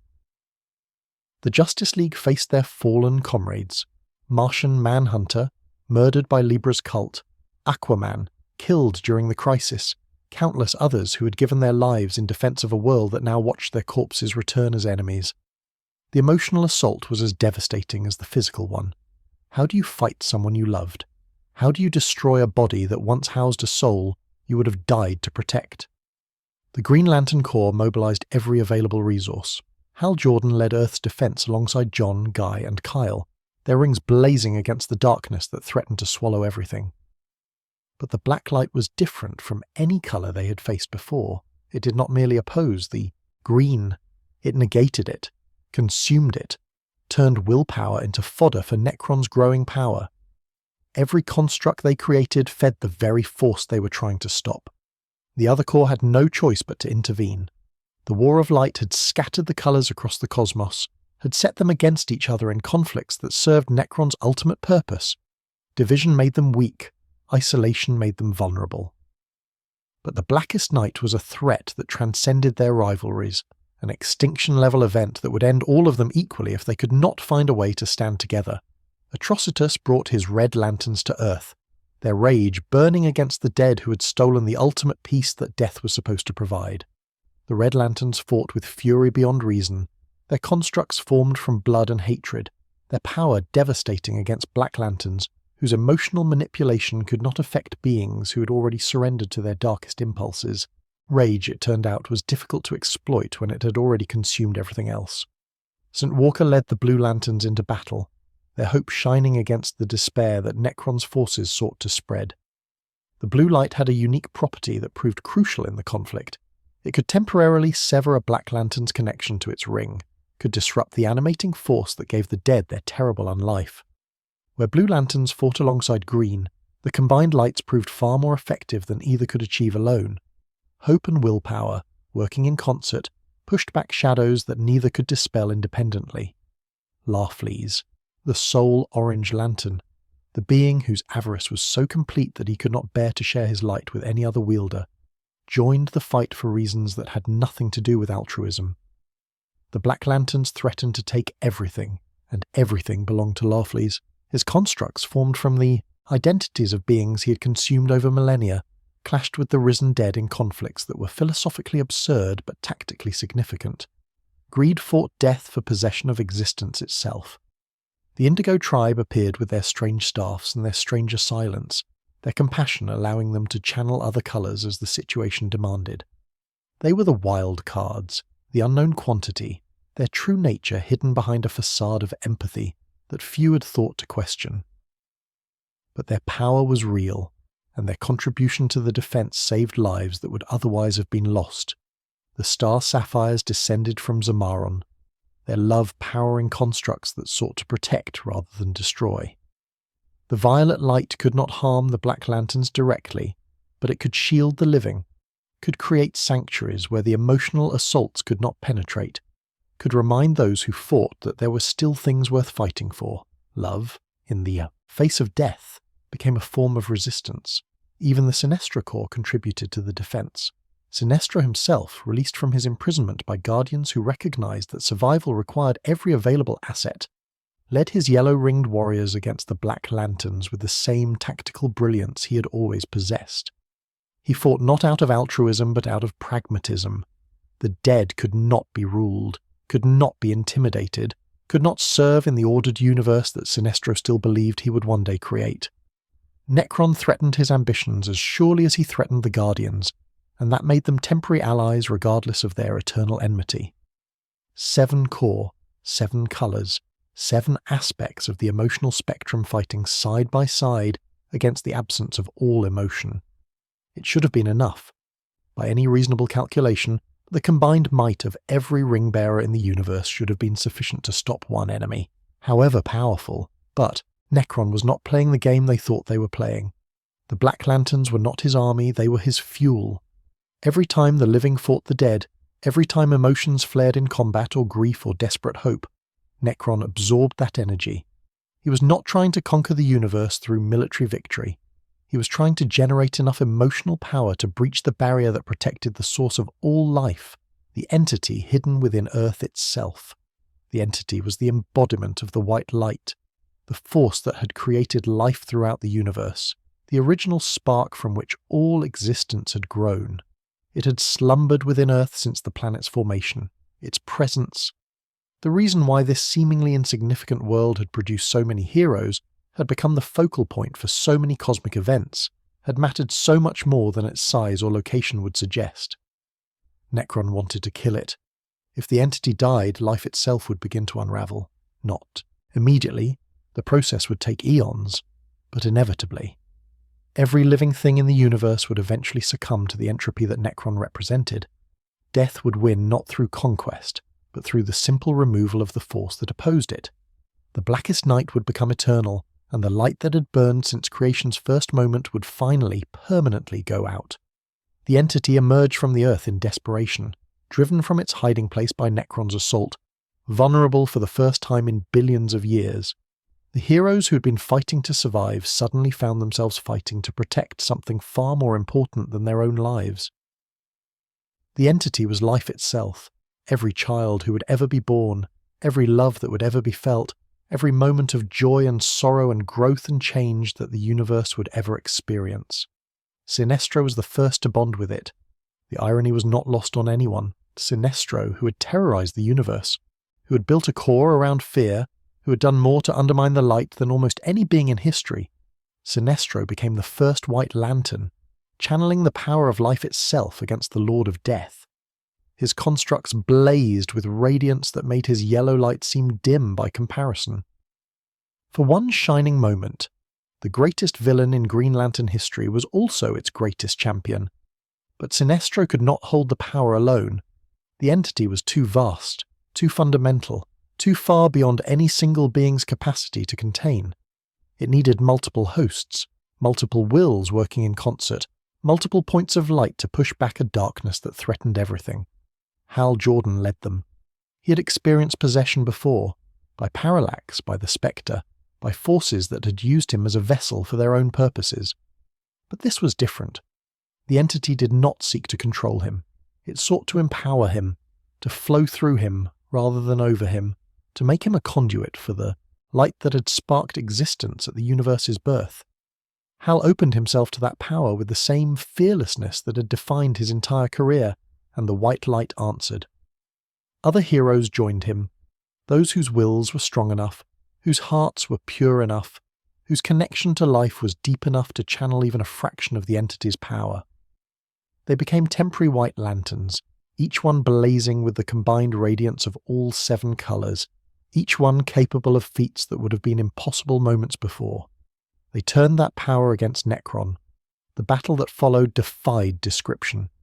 How do you depict a conflict between life and death themselves, between the force that creates and the force that ends, between the light that had burned since the first moment of existence and the darkness that had waited since before existence began?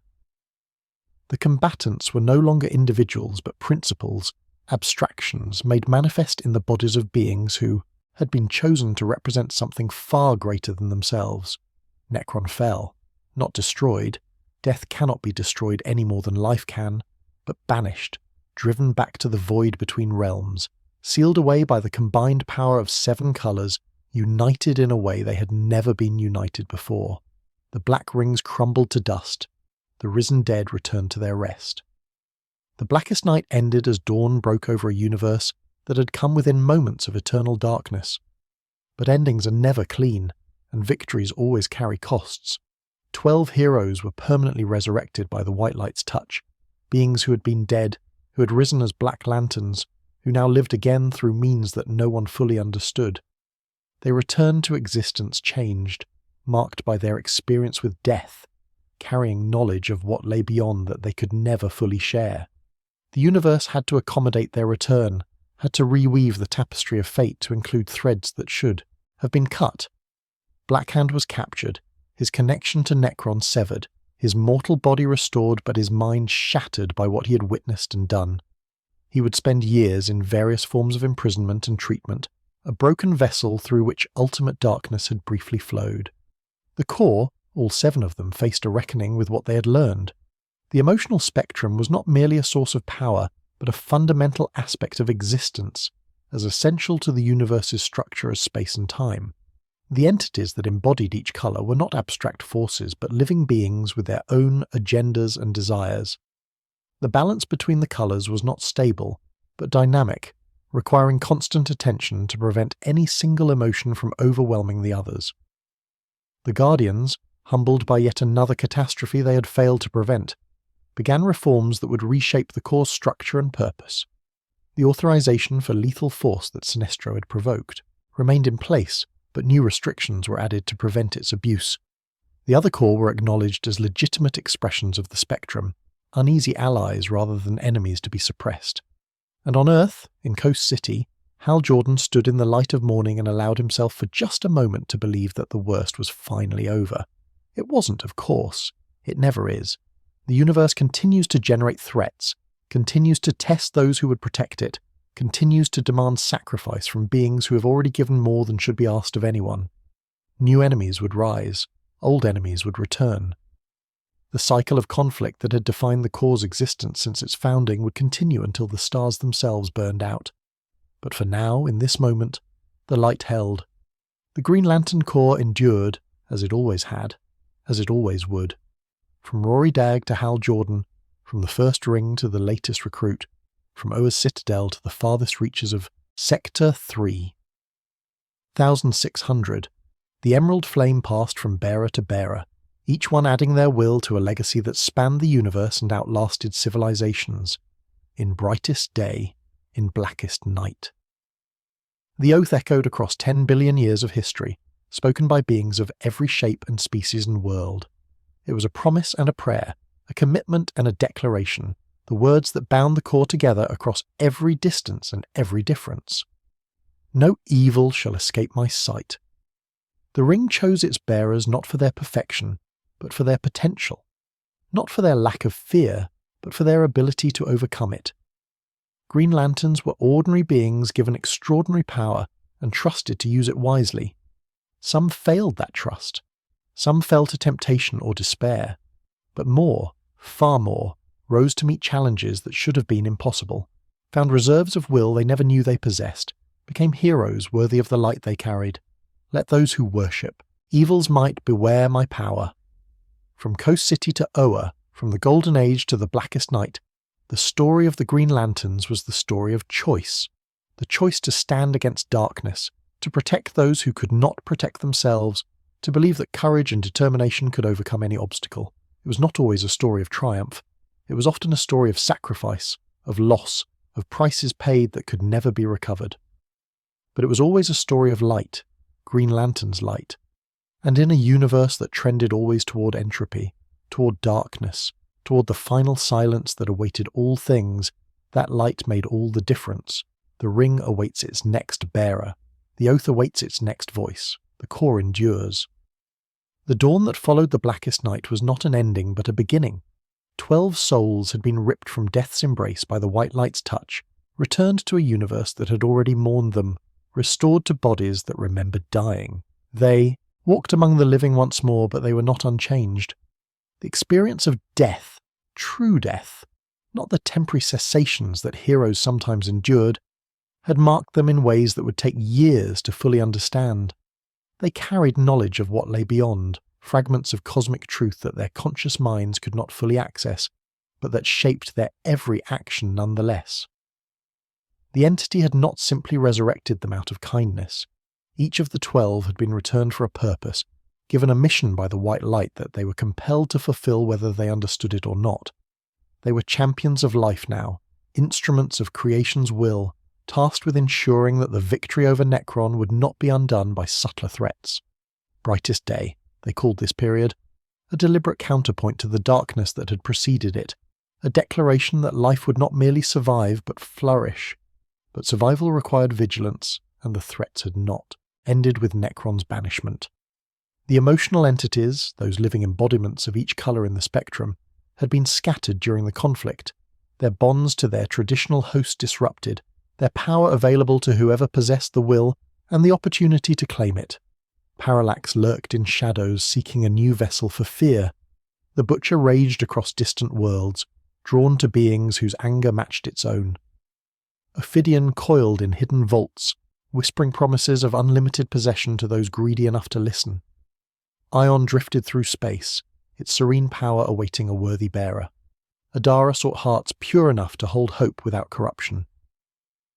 Proselyte reached out with compassionate tentacles, searching for minds it could reshape. The Predator hunted for love so intense it bordered on obsession. These entities were not evil, not precisely. They were forces of nature, embodiments of emotions that existed in every sentient being, but forces of nature could cause catastrophic damage when left unchecked, and the entities without proper guidance were as dangerous as hurricanes or earthquakes. Someone needed to find them, contain them, ensure they did not fall into hands that would use them for destruction. The task fell to those who had proven themselves capable of bearing such burdens. Hal Jordan emerged from the Blackest Night with a clarity of purpose he had never possessed before. He had died, truly died, and returned. He had channeled the white light itself, had felt the power of creation flowing through his consciousness. He understood now, in ways that transcended intellectual knowledge, that the ring on his finger was not merely a weapon, but a responsibility. The core existed not to impose order, but to protect life, to ensure that the light Necron had tried to extinguish would continue burning until the universe itself chose to let it fade. He threw himself into this mission with characteristic intensity, pursuing the scattered entities across galaxies, recruiting allies from every core to help contain powers that no single colour could manage alone. The partnerships forged during the Blackest Night, fragile alliances born of desperation, began to solidify into something more permanent. Green and blue worked together, hope amplifying willpower. Red rage was channeled toward enemies who deserved destruction rather than innocents who happened to be nearby. Even the yellow light found purpose in the hierarchy of fear, teaching beings to respect dangers they might otherwise have ignored. The universe was learning to use all its colours. But the Guardians had not learned anything.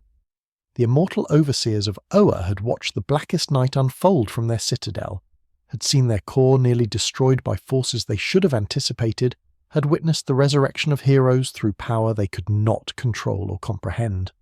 They should have emerged humbled, should have recognized that their billions of years of supposed wisdom had left them unprepared for threats that younger, more flexible minds had ultimately defeated.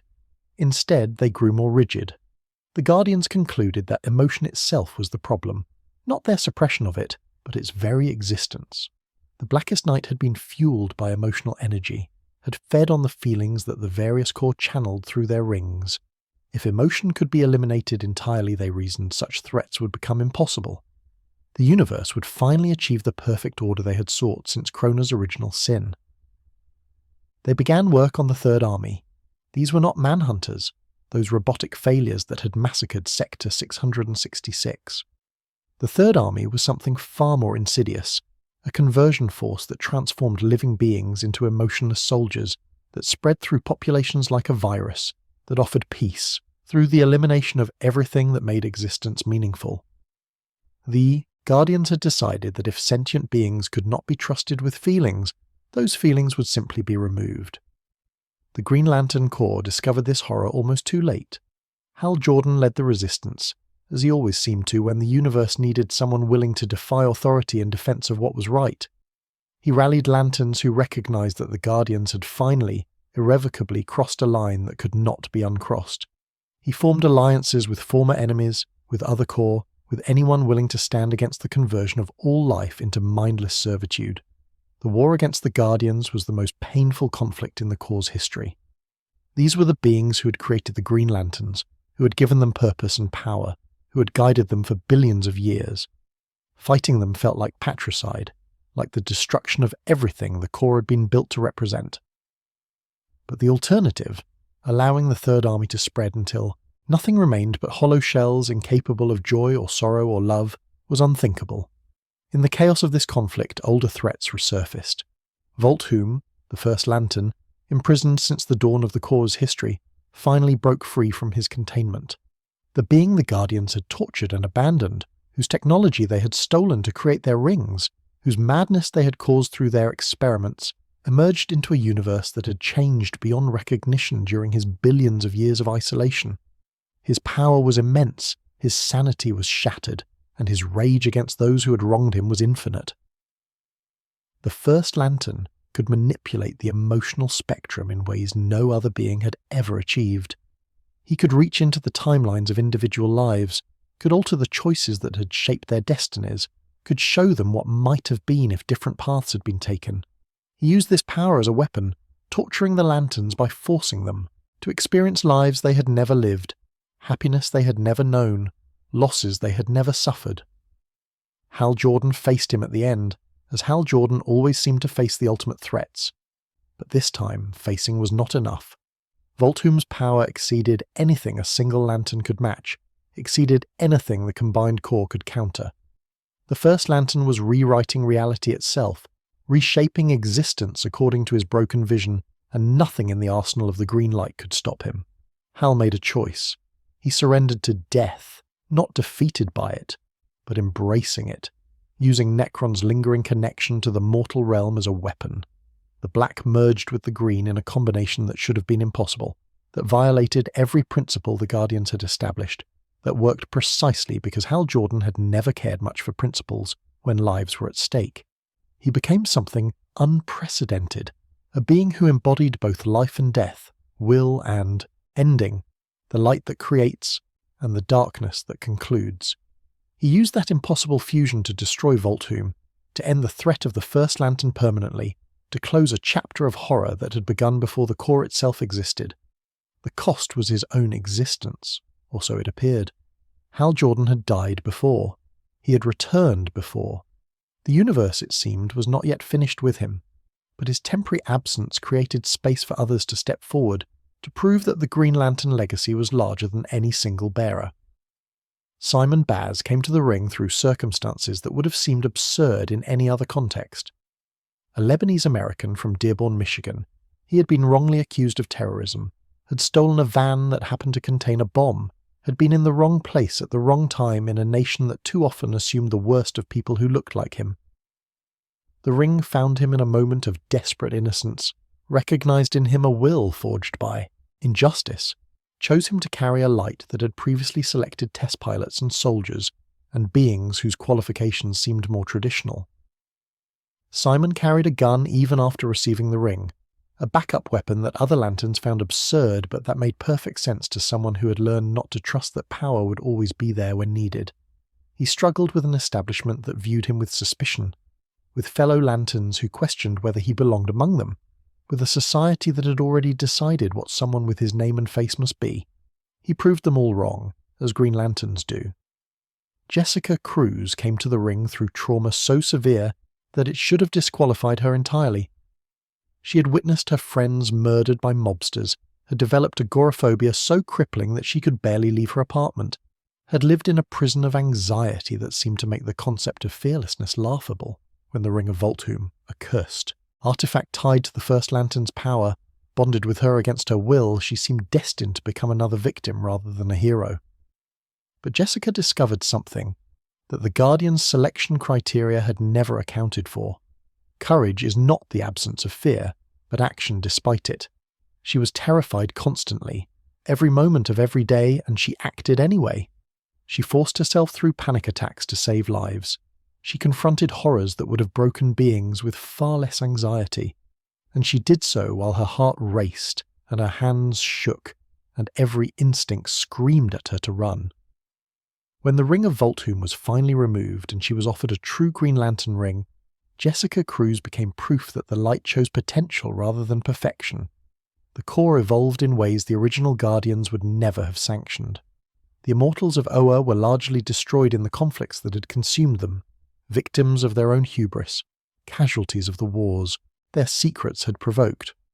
A few survived, including Ganthe and Said, who had long ago chosen different paths than their siblings.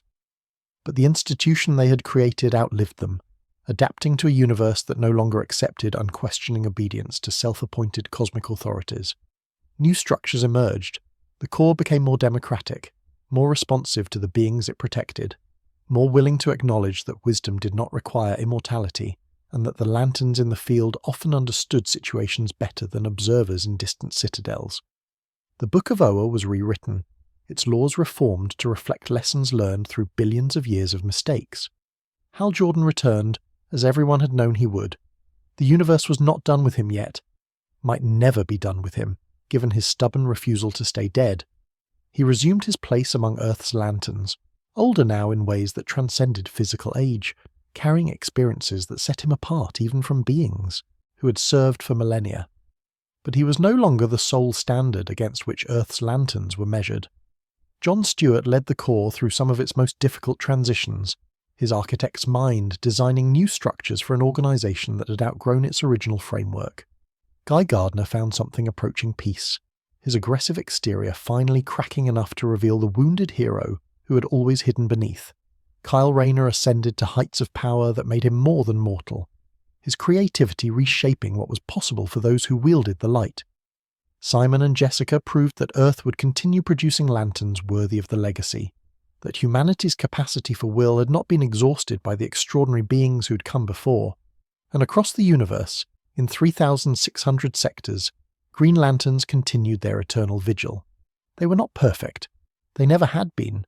The Corps' history was littered with failures and betrayals, with compromises that had cost billions of lives, with secrets that had festered until they exploded into catastrophe.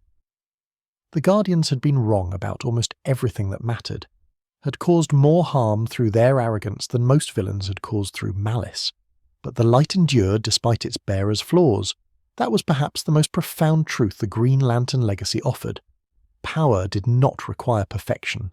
The ring chose beings who could overcome great fear, not beings who had none. It empowered individuals who would make mistakes, who would sometimes fall, who would struggle against their own weaknesses as fiercely as they struggled against external threats. The green light was not given to saints, but to strivers, to beings who would try even when trying seemed hopeless. The emotional spectrum remained, its 7 colours still available to those who could channel them. Red rage still burned in the hearts of the wronged. Orange avarice still consumed those who could not control their wanting. Yellow fear still spread through those who chose to intimidate rather than inspire. Blue hope still flickered in the darkest circumstances. Indigo compassion still reached across the barriers that separated souls. Violet love still bound beings together in ways that transcended reason. And green will still powered those who refused to surrender. The oath echoed across the cosmos, spoken in languages that had not existed when the first lantern was chosen, by beings whose species had evolved long after Oa's citadel was built. It was translated and adapted, modified to fit the cultures that embraced it, but its essence remained unchanged across billions of years and countless interpretations, in brightest day, in blackest night. The words were a promise to the universe and to the self, a commitment that each lantern made anew every time they charged their ring. They acknowledged that darkness would come, that blackest nights were inevitable, that no victory was permanent, that the struggle against entropy and evil would continue until existence itself chose to end. No evil shall escape my sight. But they also declared that the struggle was worth fighting, that bearing witness to evil was the first step toward opposing it, that the light would not turn away from darkness but would shine into it, would illuminate what shadows tried to hide, would ensure that no wrong went entirely unopposed. Let those who worship evil's might beware my power. The warning was not a threat but a statement of fact. Those who chose destruction, who embraced cruelty, who sought to extinguish life and hope and will, they would find opposition. Not always successful opposition, not always sufficient opposition, but opposition nonetheless, a green light standing against the darkness, however overwhelming it might seem. Green Lantern's light. The ring awaited its next bearer, as it always had, as it always would. Somewhere in the universe a being was facing their fear, was choosing courage despite every reason for despair, was discovering within themselves a will they had never known they possessed. The ring would find them, would test them, would offer them power beyond imagination in exchange for responsibility beyond measure. Some would fail, some would fall, some would become cautionary tales whispered in the halls of Oa as warnings to future generations, but some would rise, some would become legends, some would carry the light forward into darkness that had not yet been born, would face threats that could not yet be imagined, would prove that the universe's capacity for courage was as infinite as its capacity for fear. This was the legacy of the Green Lantern Corps. This was the promise of the Emerald Light. This was the truth that had survived Krona's sin and the Manhunter's massacre, that had endured Parallax's corruption and the Blackest Night's horror, that had outlasted guardians and enemies, and the entropy that consumed all things given sufficient time. Will endures, light persists, the core eternal.